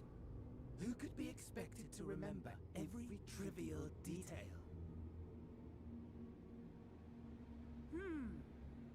Allowing them to construct such handy talismans would be counterproductive to my plans. So Owen is the guy that that's the elegant that we learned the anti-tempering, where we were able to get the cure tempering from the recording and such. And yet, I find myself deathly curious. How will they manage this feat with the limited knowledge and resources at their disposal? Complications be damned, for we cannot escape the nature of our souls. And I, as ever, am my own worst enemy.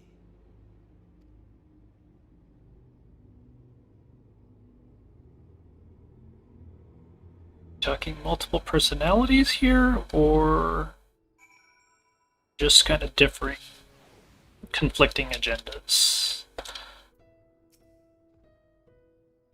Have enough spirit weed to last us a good while. Thank you for keeping watch.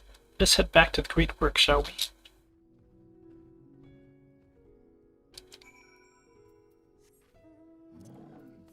I'm gonna finish this quest and then pick up for a bit.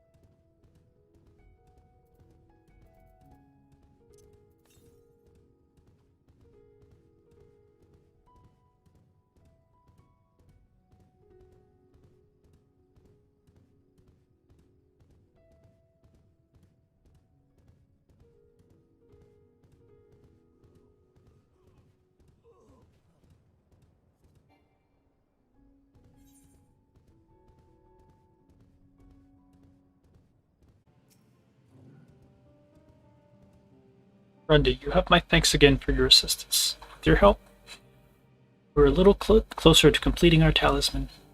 This isn't much, but please accept it as a token of my gratitude.